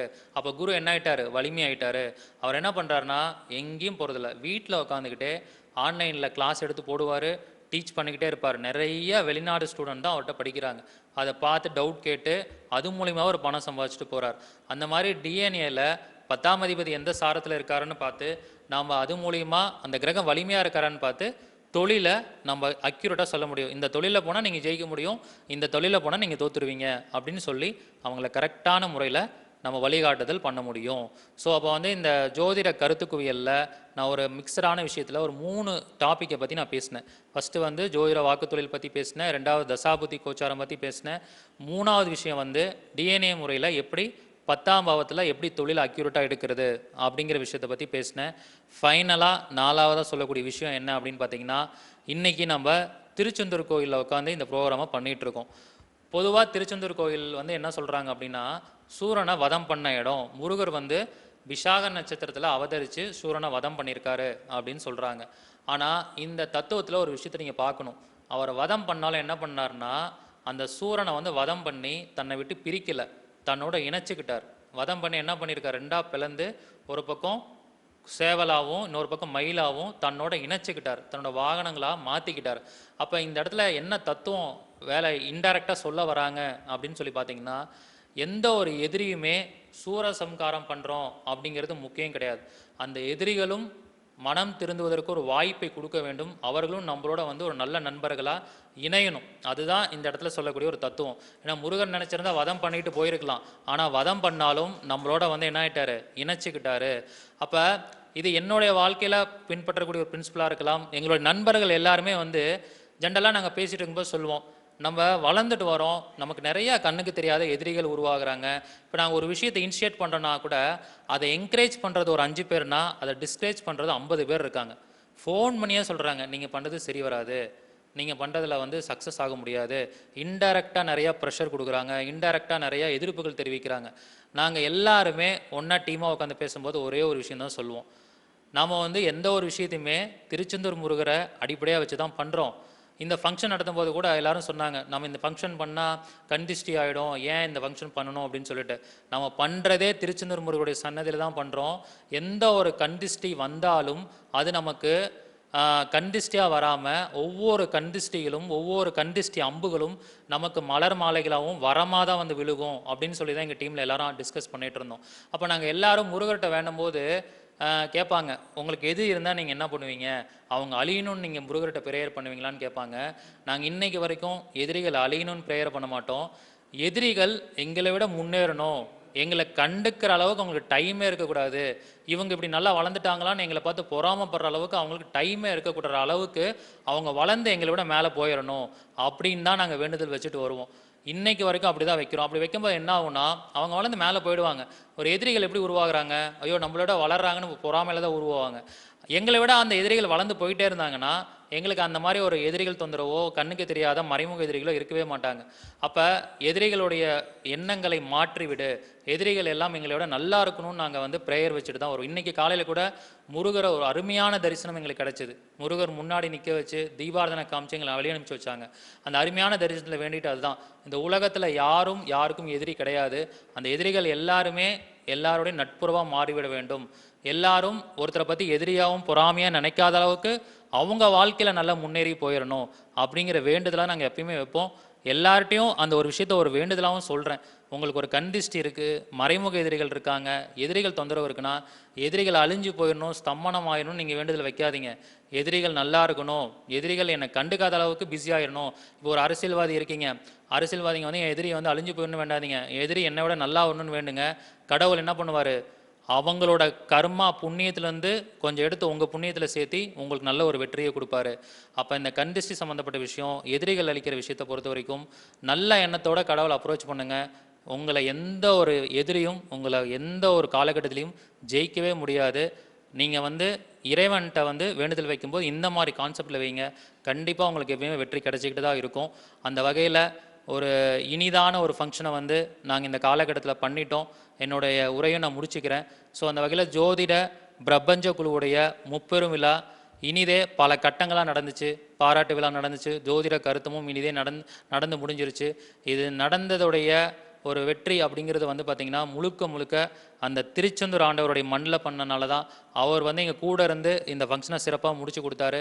அந்த வகையில் இந்த நிகழ்ச்சியோட கடைசி நிகழ்வாக நன்றி உரை தெரிவிக்கிறதுக்காக ஜோதிட பிரபஞ்ச குழுவுடைய செயலாளர் திரு பண்டிட் பாலசுப்ரமணியம் அவர்களை அன்புடன் அழைக்கிறேன். நன்றி, வணக்கம்.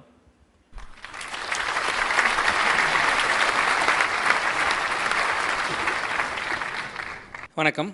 இப்போ நம்ம தினேஷ் வந்து பேசினார். அதாவது ஜோதிட கருத்து கோவில் அப்படின்னு சொல்லிட்டு நிறைய ஜோதிட சூச்சங்களை வழங்கினார். அவருக்கு நன்றி. அவர் கொடுத்த விஷயங்கள் எல்லாமே ரொம்ப உபயோகமான ஒரு விஷயங்கள். நீங்கள் வாழ்க்கையில் யூஸ் பண்ணி பாருங்கள், கண்டிப்பாக நல்ல ரிசல்ட் கிடைக்கும். ஸோ ஜோதிடம் அப்படிங்கிறது நான் ஏற்கனவே சொன்னது மாதிரி பல சூட்சமங்களை உள்ளடக்கியது. உங்களுடைய அனுபவத்தில் கிடைக்கக்கூடிய விஷயங்கள் கண்டிப்பாக வந்து உங்களுக்கு நிறைய விஷயங்களை உங்களுக்கு கற்றுக் கொடுக்கும். சரிங்களா?